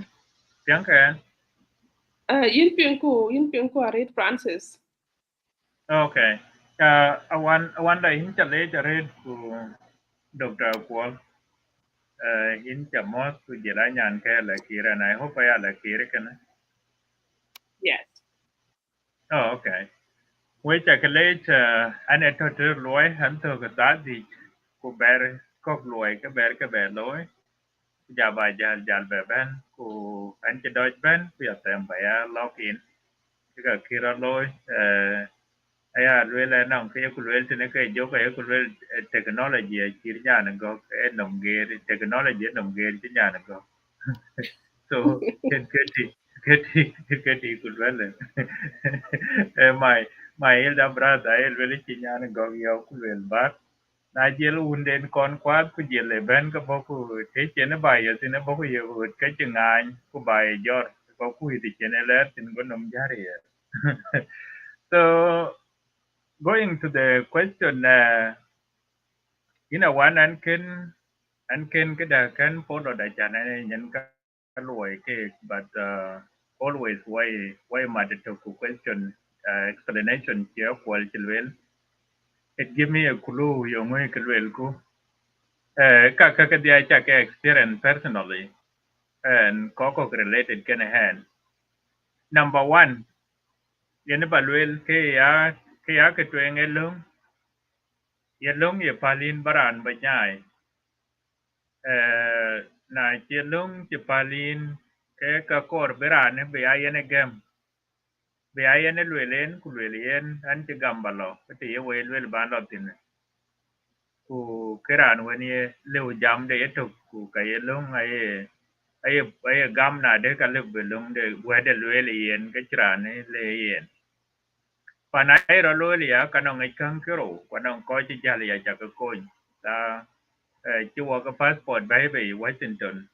ta ta embassy de South Sudan ku jel ke one way ticket le ke ti nong ko chi lo có cái dubat man chal le ba ka lwerin có cái dubat man ku ati ka nong family mi ko ka lo sukuli nong mi lo sukuli Kenya nong mi lo sukuli Uganda nong ko lo sukuli Rwanda anong có kene la loy no ran tung mi lo tene lo be lo adiktor kene ke be lo adiktor da to den có ke ke kyo kule ti pa number 1 elung na che gam below ka kor ko ni non community or family achan ben ka lo gol ne te lerin tinti kinera na America no matter what in lawen ngo wadin lawen ngo kin lum kinera na America in che lo ji ko war jot ke lum Rwanda ke jot ke UK chi Rwanda Rwandese government I think bla yen I think about yen accommodation who can on gachi yen cake. I don't know what, but I don't gachi yen cake of which non work in our case can I chito. I can get a yen in the berin bayaran, a jametong tung den, monjang gachin yen. Pakana Korean family do. Be I unicorn gum when below. Of family do be coin be and ticket. Kubanang be yen in villa utility. Na lor ti kin vinom la chia ka banang ko bi ti de ti ya ko bi ko te dun bin ti to bin galtin kenero loya ko ke akanim ger ai kanim ger jana kanim rio ko kanga dina wan hin ti jam tin area ni jikene are ta yelo na ni ka juj badini ka ni ka juj dan ni hakwal America kanyi kwa la kira na ping kaken always aya ka ping na jak time je je yende kan del ping uten anong kaya ka lum tin and also anong video clip je kwal je loy anong courses ya ka loy throughout a je kwal we lo ni yen ka chigrang mabior ko le na chigrang mabior le na le ne go to rune ku chi be kwen or chin dai be loy ka one class e ja le ye ya ko le ka non courses to even na non kai ka loy free na chi kwen ku le yin an chi tu ke kana ba kai ngare pa kena ko be le ka ba kai ngare ba te an ka che be jal gere so kra ko le video de na ping and day ko ba share one day ya chan ba ba yo ra ba toy video clip recording one ko chu wo ke chere ya chan toy ke and they like it they even appreciate of all about it and I share also in one of our local group and people were happy some people took it from there and say oh I'm going to do certain training pa rani jaletana ake ba kiran ake jaletana hello nankan ya lira jangwo e man gole en ga chela lwel non ke den cheter go le ko ku le ko le lu go ja le ko ku ja lu la ko lu ke ne ka wa ja ya ku le ba ka bu pel wa de ko to ko ja lu le yo chen chen ko ka jel te ne chen ke lo kwel go le yen a we ku ka I ka loy ku kwany ga ku chuk te chen ke lo martin ku te chen jal yen we ku a chi lo ka ne an wel ka ni ke ye te ke de ka chen ke we ka cha lo ka ne so na chi ka wa ja chi wo ko pel ko le pel de de ti so ko ja bedol pa yen back to the topic it can happen non ko ji non drug and drug yen ke ben ke big issue dune gang to dune majirim to ko kwa ye keler ko chalwel over and over again yen gato country duone ni Australia kwato non work United States abe so bang adi because loan cannot too high lom kene ten titi kulum teken kule ina ngade ju kujat teken ulakin mo America banai den kin ke mo lazim bi yok ba ngade bebe ko na ran le be ngade be chill police le be use ko beneran bene subdue or be ngade be taste kina moy one day akina be le I don't know why pa ko katweli in be moy ngade datani ABC kina moy ABC lwel ye ngad lwel ka batem pa chin cái chim lôi na cha bây giờ cầm tiền hơn đấy lên cả cha nó bây giờ cái trước but after ken beloy so again structure dia bela kan ran kir mandu na ye moy three time pa yen ke ken ko pa yen cái thôi se jene yen te yen ka mai ka kai ka la yen ke ko ji cha le chen anim la rier ko ji cha anim la rier cha na chin ko ke nem ku ka chin ko ke yen counseling it ne create ben eto nong ran win yen ko ji ke ben cha ga pana kim and I think I just will one day cha pana kim ku cha twan ku chin ko lo khi lạnh đuôi chi đôi ben de lui roi ya tu kuli cha nong ke chol trustee a wanda in ba ko ye na la nong ke chol trustee yen ke amuk sulu sukul so na chen ka trustee in that area yen term is tine which in trustee kama talebe nang kanwa nen ku ka chiran bu jam on behalf of that kid lan watching representative in that area from trustee from ngadi members of legislative assembly ke yako Louis state to legislative state level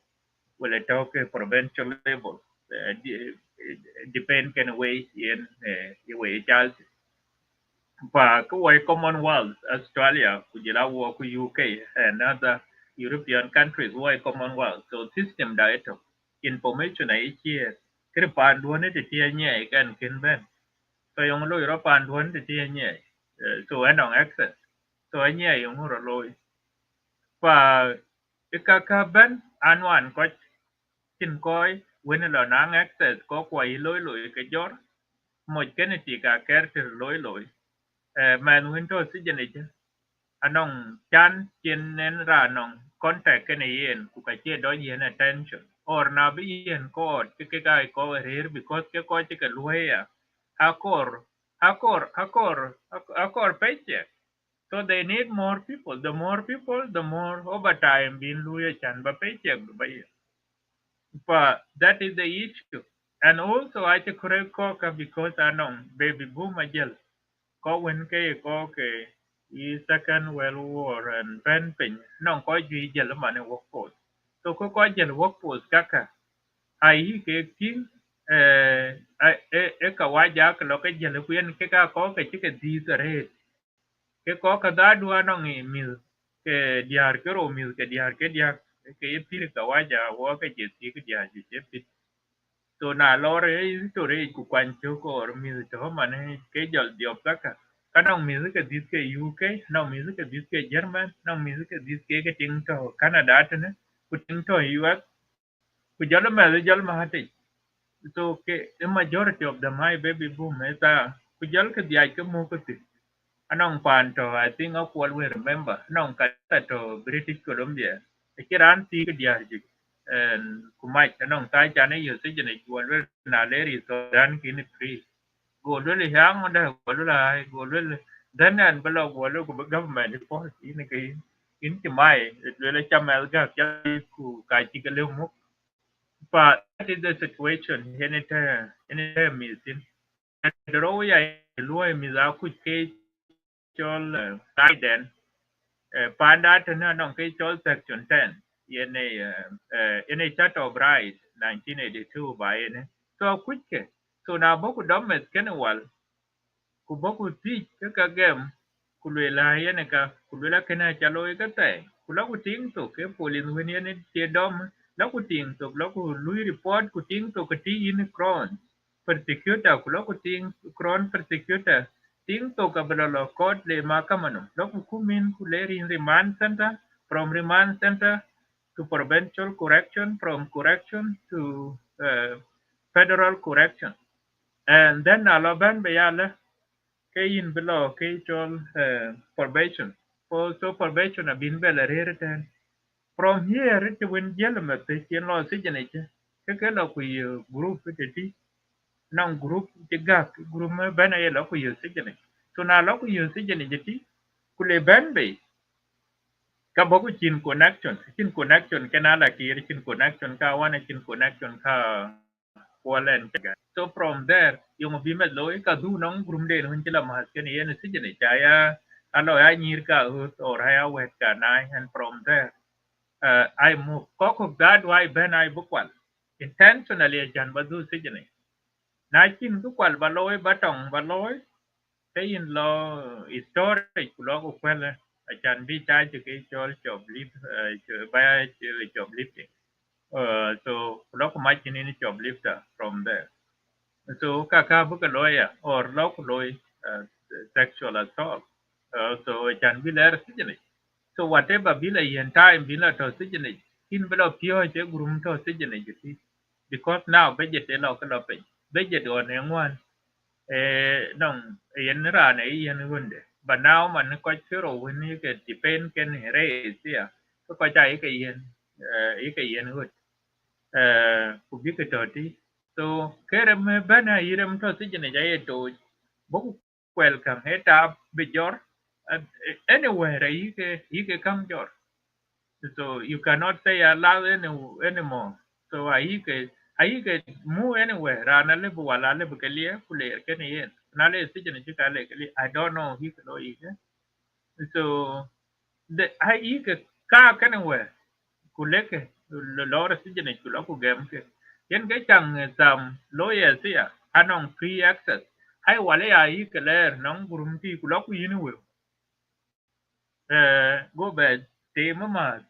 so ake a video now yen ka yet ngadi be loy ko to ka jol nang access but create ban ai loy through video so be judge betoti kubra no be jam through video so yen ke te jel be lo tinaman so an lo be ko dia be loy kan Australia che man je mo le ko na che man tai ni na wan pa ka ka mi ko chi ke loy pare na to o lon ke loy me te nang ka chi ke loy e da te ku ka ken loy ke ticket ya ga ke na cha ticket cha nang a lot of ticket ke yenin ku ka ken ke pay ku le ilum le le man center ke man center in kin go lo si ne kin nong right nong option in le bi an option bel le hen in in be ya ban ke in arrangement ai lo wona ke ke le bel le hen an lui tinang in lo ku ke ne ko ji ko ya e ke yo anong luai ka lwel okay yen ambe ala lui from Monday to Friday na Friday te kan bo sijine bo kunian Saturday kunian Sunday na Sunday te kan jala trluai la nin bai kula la trluai nin ka kula to kena e gam kena ku ko ko che loi non ko to cha ke la ke ka be okay out and they are out now so ka ka bana ku ko ke lo ngai ngadiala so ba ibe pal purta e lung wen ne tek chun tan cha lwel ban du sin e nong music a wajat ku chiran dom chak be dom kan wal ke ka lwel he and be are men silent e chin ke lwel so ke ka nong rai da chi police chi le po so na chi jale man center ala ka blok lwel ye nan kor ba jam wan legal aid because anong legal aid ai government ai ke pay so ke ko ka abijalo ku yin private de ka blok le hor na ci lor ka blok jel kriye de jel jer ku tigo na to kira non ke lwel non e la ku jel jam kan loya ku lwel ki cha loy ke lwel loya ke di so na mi abi court loya bi jal be bo ku jel ter kan prosecutor so na ter when prosecutor here before ben law ngadi non lawyer ke non chan bene kese ben cielo ke wen yene te ben lo pa na le cielo ke de no mala ke kanong chan le kin ke te ata bedupe to ke na li unong mi ko ke na yi ka wa ja ta hi ko pa li unong mi ko ra ne ke je gam na le kin lo ko ting to ka ya in chao ya ba lo si jene lo re ngade correctional, provincial, or remand center, or federal correction. Ya beni lo mai. Kuna lo tinga leke petty crime, he crime state ko. Ran nyande, ki wala de kumo le bikim ko kulwele ke jape, chicken ha jorai kena ko kware, tayo kulwe keran chule pe. Na one time charan si hang ali we na de keran chule ni ke gwa doj pe kuna we. Kwe ran ke de kumo lo be. No mara la chike tau no. Ngali we ka ko chul ke kai gwa doj pe. Kenali una wo ke ko dai che pe. Why consent to another dog chan bar thing but what you pay so this culture dunia create a chit today so kena toya anong the den yi chol kat so mi ko ye ke dom now ke yi ke ting ke stop chare by the police are coach na nong rian pe in dom halula ke nong wa na nong ke ka lula inong wa na la ki ra che nong ti chan ba che hun ke nong ke wel similar situation now it doesn't matter what in rancho so ke in dili stop pa na chi in stop ya kin in dili ti so na lo na ko le terbe le loy ke ko chu le kai ke do mi ti de ni chen nong ki 20,000 a year ye loy ka ni stop kulu check then any other nationality here and you look at so one of the was in when you were cultural dominate or invisible minority go kawaja go really yen na lo mai re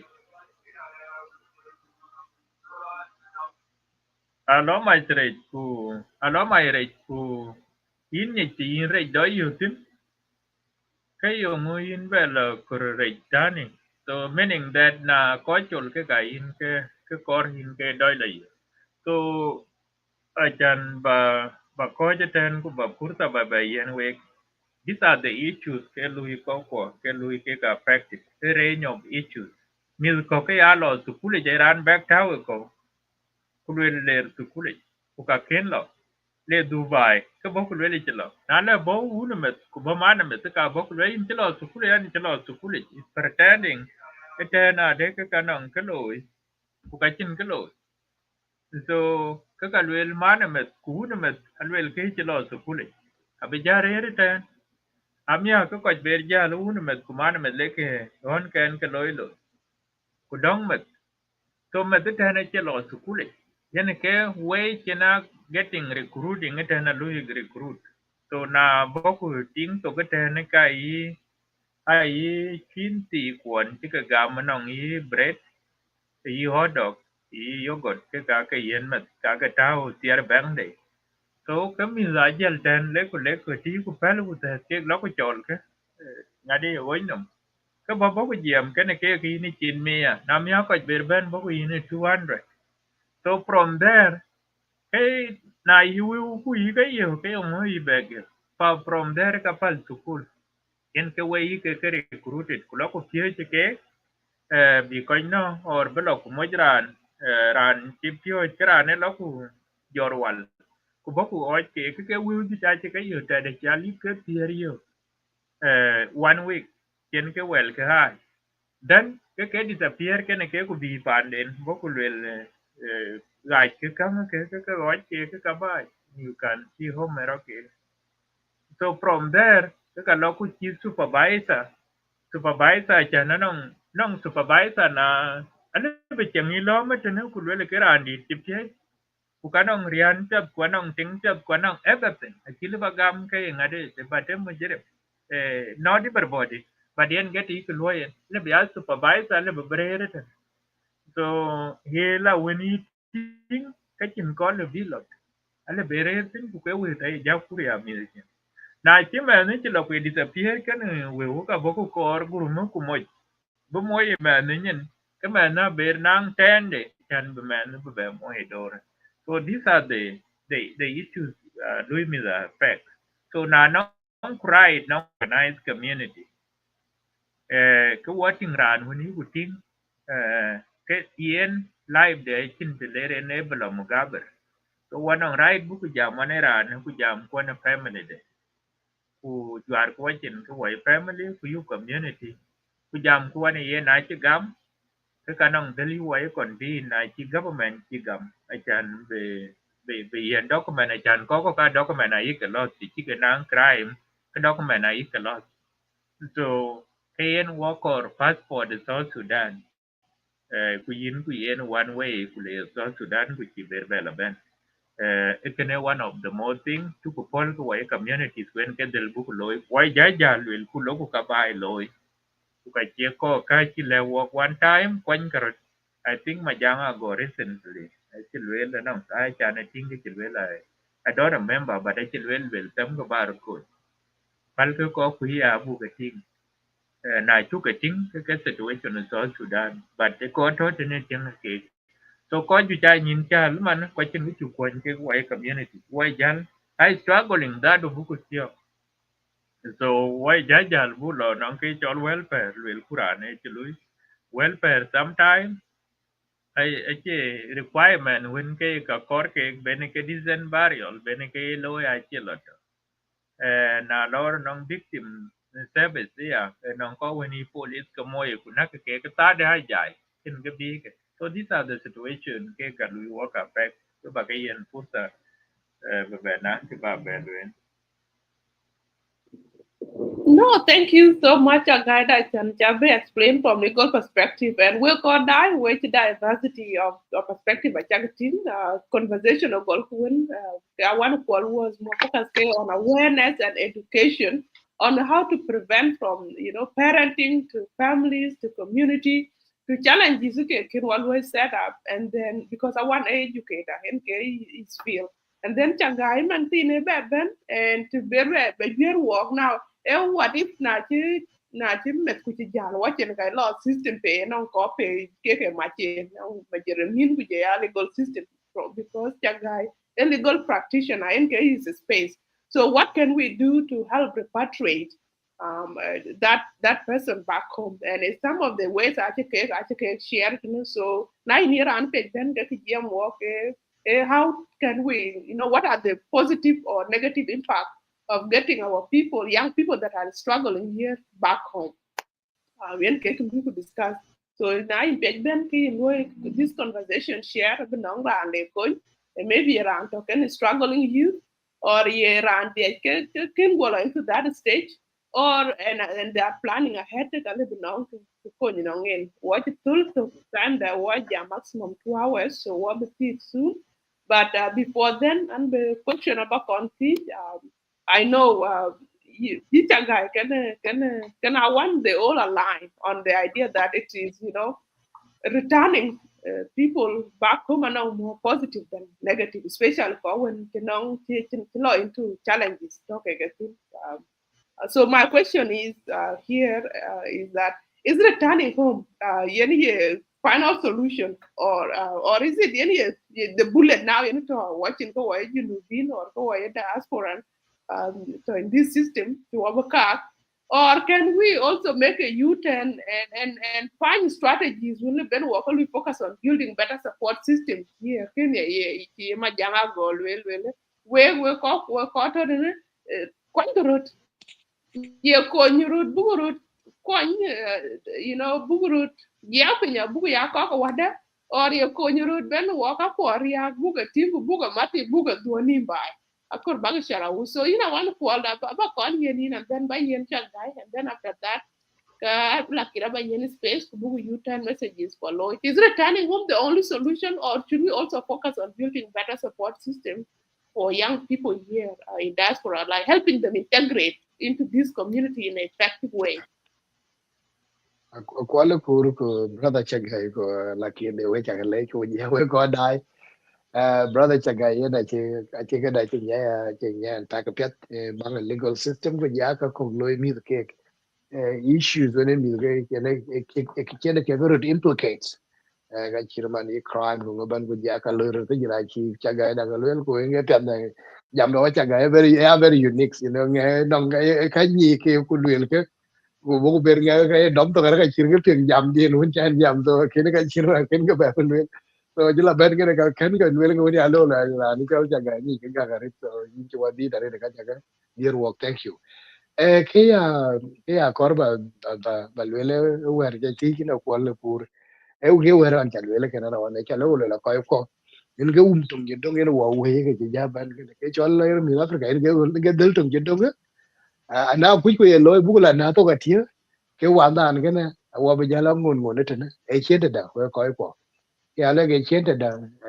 an che dir ba ye no an che dai me ne bi wo ku te che wala tin te yon jen wo ke ti chu ku du te ma ne e te jera ja cha ni na ko le ku yu te na chi ri bu yu te lo e bi ri ko e community because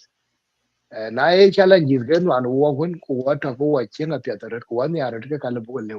wa le bu ga mar chol ku le bu mo lo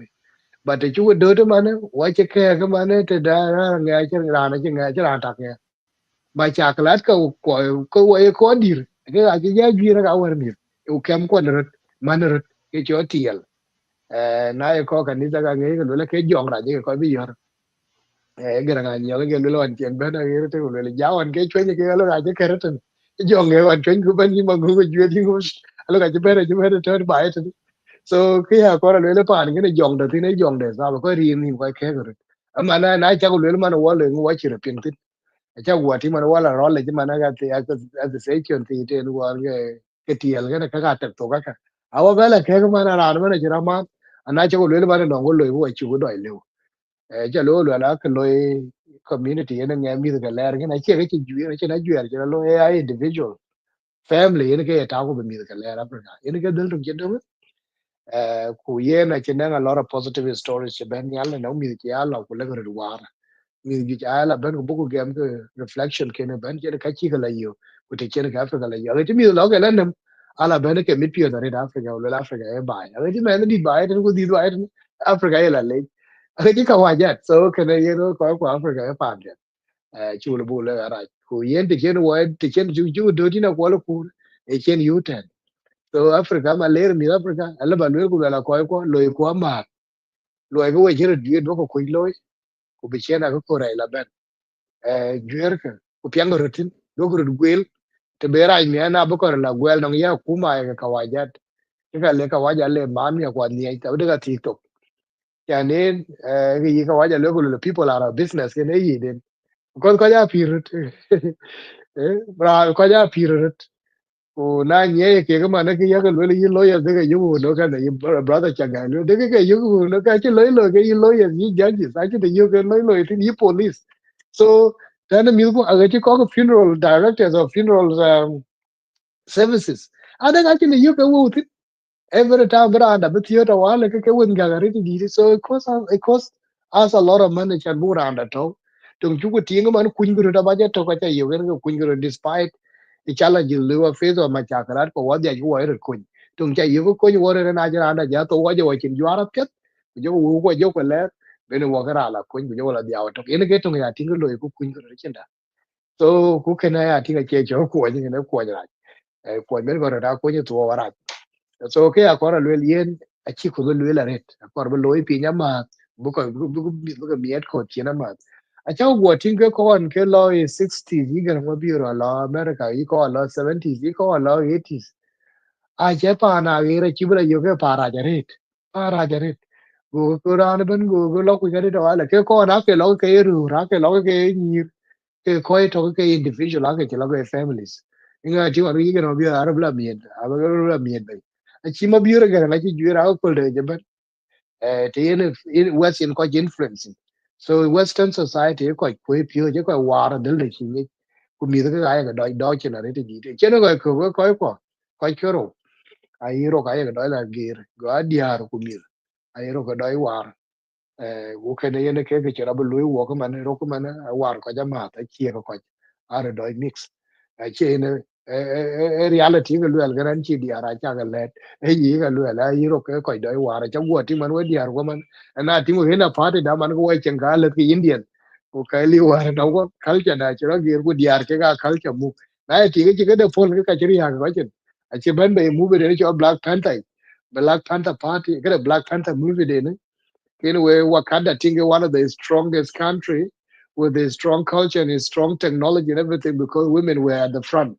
and women were the protectors. Anyway, they are thinking, okay, soldiers, okay, women were the one protecting that country. we're protecting the culture. When women are at the front of the society, protecting everything, believing and doing the thing, piat kena bai, kena culture, kena kwai, kena chiang ko jaban, kena community, kena society, kena law piat. Manai diar ke kena pol ke das da chero lo bi ka sar ka chinga ber ke lu. So diar ke na ke chiti gam ka cheria, kuna ke chiti ke pol ke keria. So diar ke ga the protectors of everything. So manu diar a chi culture da be protected ku ka chi. So ba jalatan ka ko ya ting chi chente da ben war ba pointing. Mi ke dit ke mana ke dit mana ke te ta da ja ku nan Canada ko America ku pa na ne. Ma cha kalar war ga mi ko ka chi dit ta chi lo ke chi ni a mana ko dit mana chi li. Ko ja chi lo ke cha ne chi ke chi yo point da ja ba di. Na bi ya dit ko la ke ya ka wan chi ke ber ga dit. E yi chi ni involvement ko ja chi be available. So lo ko jor ke yo mo ja di. So mana we are actually learning. We are now learning in a hard way. Chu ja realize after chen create ben ja wa so man di da lo ta ku ke plan gana akor bu ngade ya so anche ber ku ba pal brother cha ga den da ba diet ku yen ke la ba ber ten. Thank you.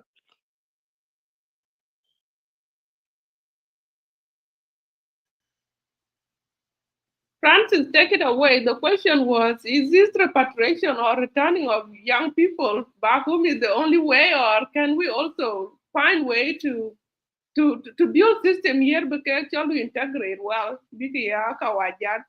benong ke pia kun kerut, wanang pia kun ke bai. Ti la kir ba dom to ko wala ba jal dua la kir after me. Ala kira ka bu question da ja beti. Okay. Okay, ngade yen akwala non kaji non kaji bu ke loy kir majaki lwele kwan karotna chan majaka ya where number of people chik mai number of people chilo tijine jor konom kanwan ke chiran ke luoi chilo ku ka ken luoi bai yo chan nang record và cái lo nai jen yen kai jai yo so lo nai jen kene ale be lo ku lu ye yom da mi ai kino mar ki bede ku mo cái ki ber be du be lo ne be la lo so ken area pa kan ka kor bi to ko lo number 1 ya anong ke ti anan wa lo le nang ka grep to cái cemetery duon to cái duon wo lo la ko wai na ko wai to cái này to cái đó bây giờ là cái nào đi one actually you need one person get here no ra để get here so really can one of the important thing man chú ấy number cái nào còn ba có và các cái căn hoàn hoặc back to the question but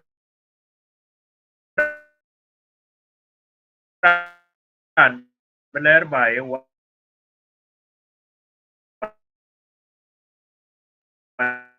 one way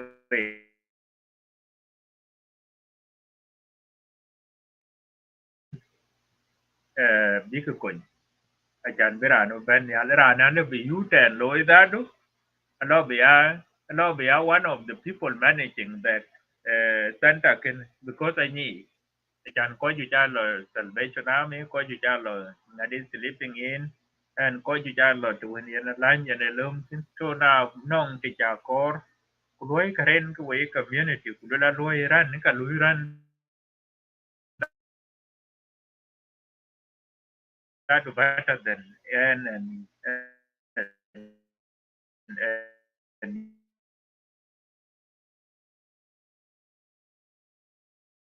one alternative level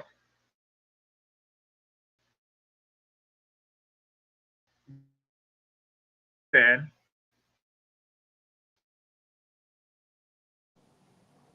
No, into coping.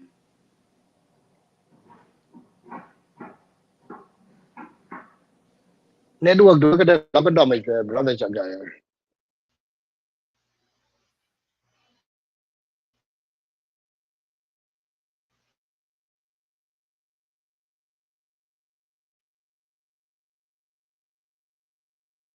Hello brother cha ga lo technical issues again. okay tiếng kèn mới In ji ja ba la ba na. tiếng kèn Yes. Ini jala dua. Okay. So another thing to watch work. Okay, thank you. Another thing to watch work the community benang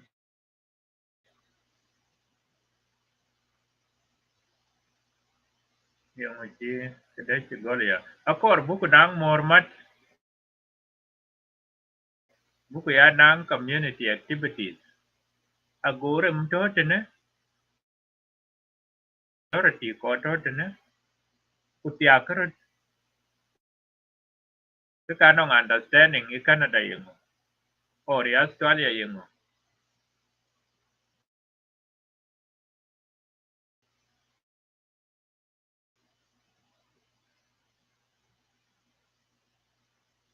yeah. Did the money kedai chiban or what?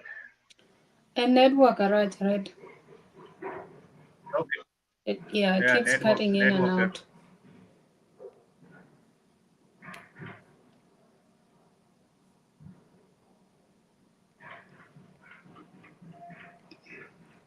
But I think your mic is muted,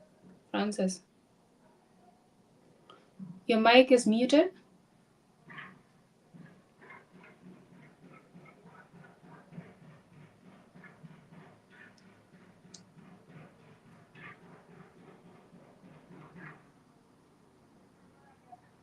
Inchai ping. Inchurol will mute the mic.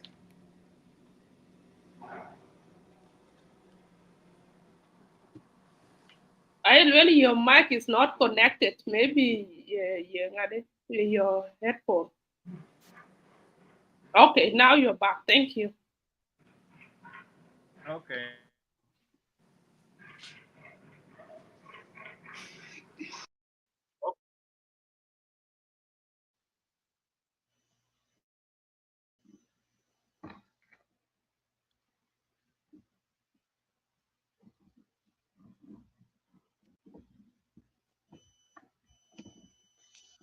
Tiếng kèn mới. In jo japing ay. Tiếng kèn. In pingo Francis ay in pingo ba. Okay. Cái chặt lưới là akor với community với cái wide với cái alloy với nhiều với gì là rồi thì chót nó ở với bà akor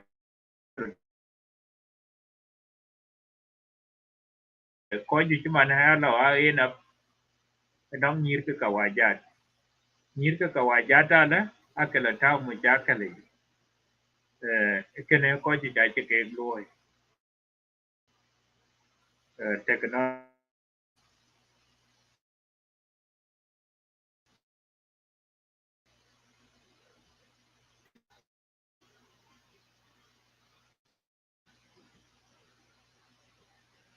Okay. Ben.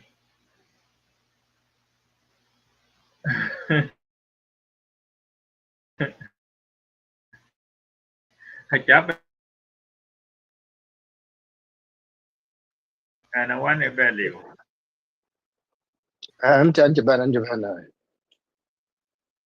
Ay na lui technical issues lui chene network gala kwal ge me chala ga bu jal ya summarize bu. Yeah, okay. Nè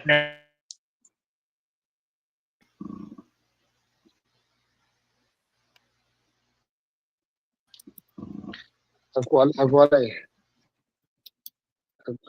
I think that Francis with the technical issues go summarize it. Oh, Francis, are you back? Yeah, so we can get started with U-turn message. Bukul will summarize, and then potentially Francis the U-turn message that Jal will occur. And that way we can close the show. So I about mark a U-turn message here. So Chilwell, what is your U-turn message to the young people, families, and communities, and especially regarding Kiramita Riak Yongo bukuloy yung U-turn message individually. So I will create individual. Kay na near ran prayer kan hi ra wai kan hi man won ku man nyan ku near pir dem kuting ka chi ye dul pe ka chi kor ku baya selfishness yelwer wala chi le ko chi le ko ran kan ran pit until bi jama isjenet or until bi jayo ka chiro ku je billa ko wala ran pit. That is not helping. We need to be more proactive. In kor ku ba mishkala batinga po where it's going to, could we step in and help? That's what advocacy is all about. And I chara antinga chi ye, I chatinga deng mi apan kena ede, lakin I chatinga chibe deng nin ke diak in a row, then you watch a pink like yen man kai can achieve going down the road. I chira local way intervention. Chol koi dit, ye mandu, and in the bamandu bakoin. Instead, we lot through that ye don't pay, abijala we end up pay a body. A chin go kun god. So in a message, individual can rot kuchakadang chatting career kakor balu speak up. Bakadang bating career kujama, but that's what leadership is. And I see a lot of community leadership, and there's not I don't know if they're paying attention to the day-to-day problems. Kawan young meet from day to day. Kawan meet when gel koi da nyintin. Achi anin kero nin kedia kumida kin ben by yung chini chul koch yung chini nyu pin jamune yen ki chiro wai pin. Bala ken chan blo yen no mitrina eka luo instruction and they listen to instruction. Messenger among families, a family has to be a family. Family number one rule I hope everyone can follow is have dinner together. Yaki cham me talk together. A breakfast will a dinner, you get table num, we cham ke talk. This is where conversations start happening. And I'm sure Mishkala got care will book I po, who ko ere to who ko cham to ko jam at least once a day in a family. I think I'll be prevented. I feel like community dog could be a little more proactive in terms of wanting a lot of reactive approach. Don't a chiram ko ja kor buko ko ni ka chir kana. Nga chi nyin ja la kor ka ben ka yetio. While when they were struggling and needing help, the kinchum ran well the kinchum sajenit, nobody really steps in to help. The tuition program because set up. The counseling below set up. The young people because we mentor a go professional in core cake in the community. Teachers are core cake, psychologists are core cake winning a lot of trauma. So I think that will be U-turn message from me. I will turn over to Akwal Kur to do her U-turn message, and then I'll put Jathiok with the two guests, special guests today. Thank you. Thank you so much, Alakir, for your powerful U-turn message, and to everyone we got in the chat. U-turn message, a message you will and you will call that because the video will benefit Kenyan. So now to comment section, I think around U-turn, you put your U-turn message there. Like, what advice would you give to the families? Would you give to young people? Would you give to communities in regard to situation can be used in Pana here? Now that what you want to buying one, your system one, and I want to align my U-turn message. Nong ade, nong Abigail, I think what does it mean to help children, learn the system that that help your children within the country to working. So what I can button and I can't want to call it you quite today that walk the best working system by the nakin from the beginning. Now what you pay away because of the bad outcome and negative outcome you're low. But the U-turn message on New opinion call a here and the early members the U-turn how do we help now change our people to really pay attention to the system talking thing really here in the West. And that was the initial vision because they show you that we are living here in the West physically, but mentally, emotionally, and physically, what of yours back home? And Biden, what you go tomorrow, but watch it until me that I did watching and now I watching. So our goal initially was to, help people, to appreciate the circumstances, talk in the environment, talk in the realities, talk when ke ama U10 messages, you know, to read in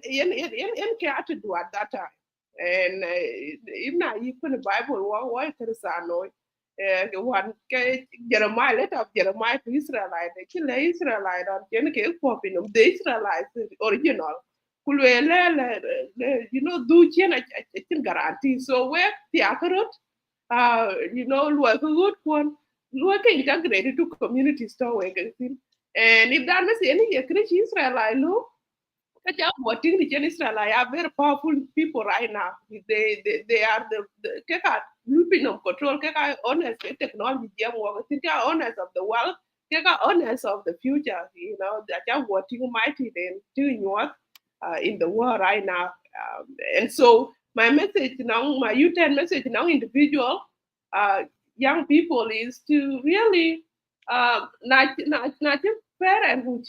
fail, look out for role model, look out for opportunities platform like U10. Baki yaping na di an ki ne no plek ki ka kur bi ba ben U10 ba ping topping and walk jam maybe no ko nyin mindset in be your role model, in be your mentors, in the ba one ko la bating ku reach out. Kwale bi ni advice, when the bin chopping na advice you ba in the bacha guy you. Kwale bi ni advice when legal on how to navigate legal system. So please, you know, do feel like the way that community da nong tien ko ke to te no yit tom gel bai ku je man ka ti small thing te ko ke community don't look at our community like that. Look at community from ko won no ti ko ndu lo integrate ken ke a good ke ko no at to ga no passion to shoes. You have to have a passion, and it make it a passion when positive ke la I think level, you know, communities, but I families the actual intact, where the actual ye mood put it, where the actual one, Pierre, when I'm a child, please, uh, pay attention to me, jacket, then Kaya, on minute, dear, and man, dear, for the first time now, I have to think about my child, right? What will happen if, you know, if now, no, we can walk a man, the giant, they can walk. We can always fight, but we have to put the interest in it. Book well and get a level. What you could book what to allow me to get baby no to be jari so where they are where could back you turn message back laughing because teacher of Miss Jello watching when women got jar patriot back when they should be successful here get caught by a big jaya okay y'all can be like ambassadors or okay y'all can be the South Sudan economy of fix now ka lo ke reject I can feed them the bright on them ben work out proud. So let's try our best to support each other and to put the interest in good hardware and the integration. Then I media let pay attention to resources. There are so many resources, but can I want quality watch proactive. We need to be more proactive to reach out to those resources. Now, no, rather than the lot and go quite with you. Ke ro lo na tin kwa wan kwal no to den chere no lo kwai tin ka wan ga do ti ba to sirande be ben ti wa ga do lo ka wan ya proud e chiran lu ter ku pin bara wan no ku pie ko nya lo ka e ting pin no ben ke ra no ku pie ko but bo wer ku pin communities ko lu live shows wer ku lu ka ra ke so kur bu ke do pol na no ko ko ti ni ma ni en pin ya system de tu yu ro tan ke ku bi ko guide anti bear ba yen France no I want to call you tell messenger well be wan jala yen Francis ku joku Thank anta wapian ada. Roda I think hapiat bat ye ku bu be wal ta de ha in tin ku Oh ya na. Yen ke bala wa ke yen we cha le cha yen le summary ka ba lo ya cha ba ki ba you ten le se jaret. De kar ba de wer wen abgel ke ne kar ba berena. E topic na kor bu lo ke topic etok. Ka bu ko lo ben wa ka mi ko ko ni tan kor bu lo ke topic etok bu ko ba be ja ba jure ja pet opportunities ta ku ka chu ke lu use ko te ben wa ka le utin especially nang young families ke divide nor ke ko jar be gol man ja gol families ka apia buku jam ku kan yar ben wa be jam tin ko da akana to ya ke ya korba dia take ai summary ka won chu gol le ka pia ken ukara ken ilere mi bang dan Africa ti personal in my observation the chana dad ti ne ten ke ya tinga le mi ko la kun even when chana highlight ne ke chol better educations and well trained teachers and ran lu education system to pana ka wajata ne with the pana ka wajata na no ga ju india ban ke special ke chol ba relate kan metan yo ba relationship can student are very important who can ali along with that especially kam den kan mi ko ga cha nya pio da rezo kuli who can ato re no with that quantity so with that child focus or a trend be met the chol be interest met betting at we are related kan met go relationship met discipline ya dang in education ato re ta Africa wali ba ita who can one of the thing pia den the mi ko ba la pide especially an to an jam ke chol junior education. So we talk about primary school and high school. So koka I think la big benefiting le ke kor big la PhD ku jaga la bay be university go gor. They I think I think the cultural connections especially bagan and connection can be and connection can families extended family members. Ki le big da yotana ko dir man ben den ra ra ya ku ti ra yu kwer yu ku ne yu mele ne ngaben ko gal be la yu kene ke ku ja chieng ko ya dang abi ga ni ya pet e tek Africa de ku be ran gora ni arbe a proud ke chol ga w brana susceptible to racism w nan ke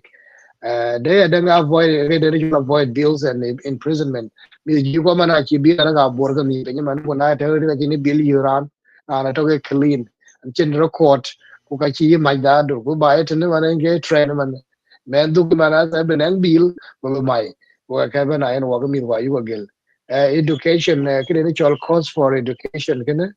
kuja cause chwar penye bai tene ya yu the cost reduction kene mi la Africa ti wo yene ga ba juri ti aji tonga no wen wo ga jur bai tene ki yira anta bai tene wala wayi mar bu jur ga pa don one bedroom don two are chol three bedroom don wo chen mar ga ke chipa ku bu bai bla jur ti e chipa compare ga bai yu ga jur ne wo chi piao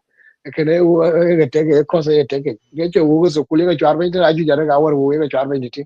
so we ga me da kwene ta ala bi pio kwene ga di ke daro so can I pia re bang school health eating so meal ko ala bi na na you ke chol organic food I share it da you ne meal ba na ka wa ke u me ban ke McDonald hungry jack ana mi ke la ba na ke ga la ti ma na McDonald ke ti ko chi la bi yo ti cái này cái chào chấm phía từ thiệt đấy thì đấy có vào chấm cái số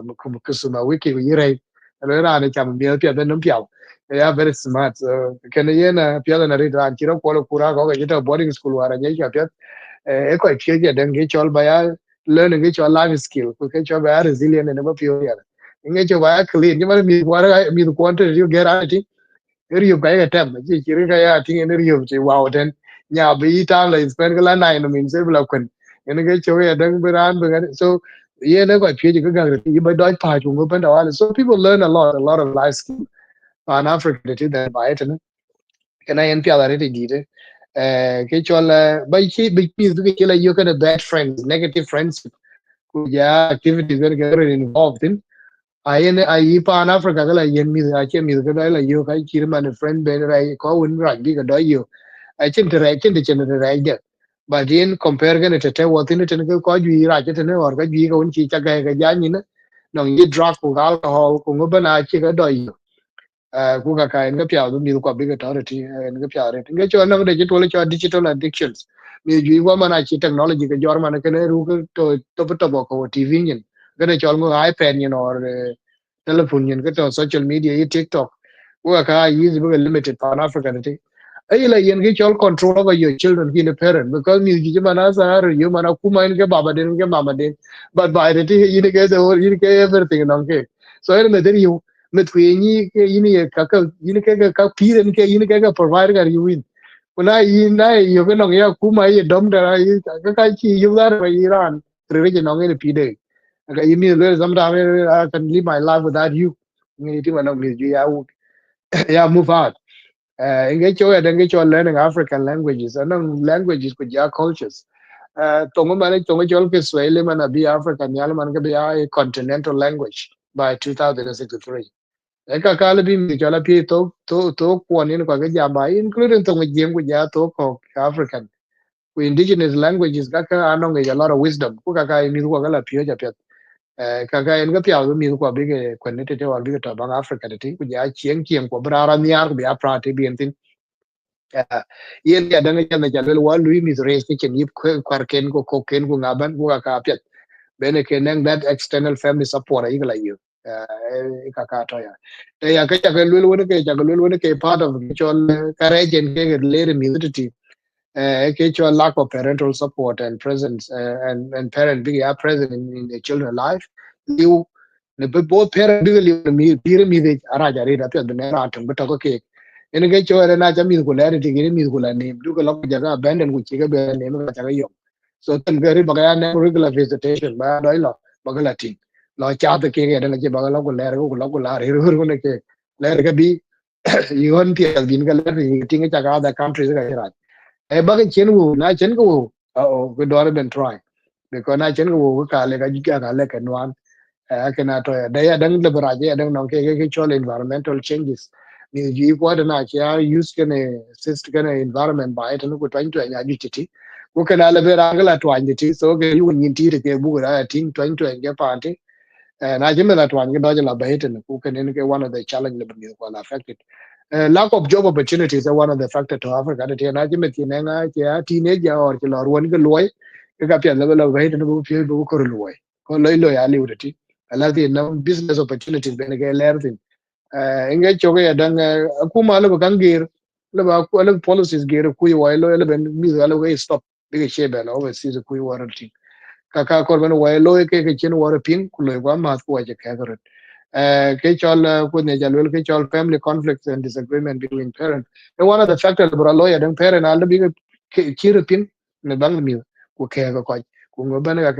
ka ku lo yo ku lo da man da ka le ben ke da na le bra ya kre ra mi chi ke ke nge cho ge dan ge cho le ja lu la ko role model ku ja be un mi be che to mi be or be chen ge cho father figure in the children life one of the biggest issue le bu ko ji le be affected kana to ya na ja le re dan mi dan ge lo ge other opportunities de bin ge mi ku bin ge ka be ni al che man business ba ko lo ge lu credit cái music là đi cái năng là đi cái lo cái kia cái là bên ran cái art cái ngõ phẩm ya because why chi real forever anje bere ten we ga ti de karo le ke ko je pin go ko yu pin ko ye community ku ka ne cha be ga o che le ke na ben wa be jam tin mi ha ke na ano ga ji le bu ko loy ben wa ga ke ne gel e cha le ko la issues ko community a ko ra ali al bu ga fix a ko ga ke pin pa na ji ko ro ga mi man ka pin ko ke ko wa ba la ro ne yam ga ne kwati as a station ga kwati ko ban but in I don't you ten chi man ko loy ko ga ju ko lu me pa ko ko te ko bu ko ju cha ne ke da wo be jam tin da man da ka bu ko loy ben wo ko mi ko especially young families how what can you do to bu ka ke mi ko ri ben wo gel en ke cho ko families da so ben wo ko be jam ko da ko cha ka le ju ko ja da nya le ken we ana wana ko la thank you Nelly can work and Nelly can one calling to summarize the pros and cons of taking our young people back home. We get up in the B work today, so we're quite a band. We can ben let that video share now by yellow or event what we showed our booth here. Kuwab jabela do one more. So what is banging the like to discuss and I want to call a topic the big of integrating making youth and here in our area buku lo na yuten baga chuku address na ka piedo kareke in nga didim ka ku jala ti ka ju jato comment ka ti on the screen and then now yuten here within the countries to within Australia, Canada, US,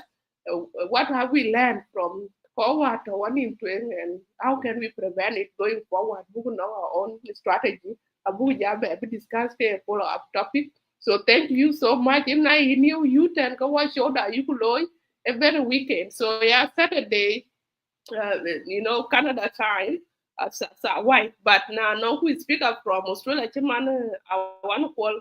who Friday evening because I'm talk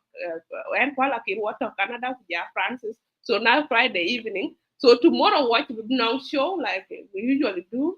on Saturday. I think we'll cover today. So video ka buja or comment ke kika tawtin buja bela lui response, so let's engage with this, let's share it with more people. And then next Saturday we have non guest at the same time, and then by time when we bela do kana one yeah Francis ka be Friday evening like this, or and we will continue from there. So thank you for always watching the U-turn. Our goal is to empower our communities with information and tools, and to spotlight role model in our community, so that now got online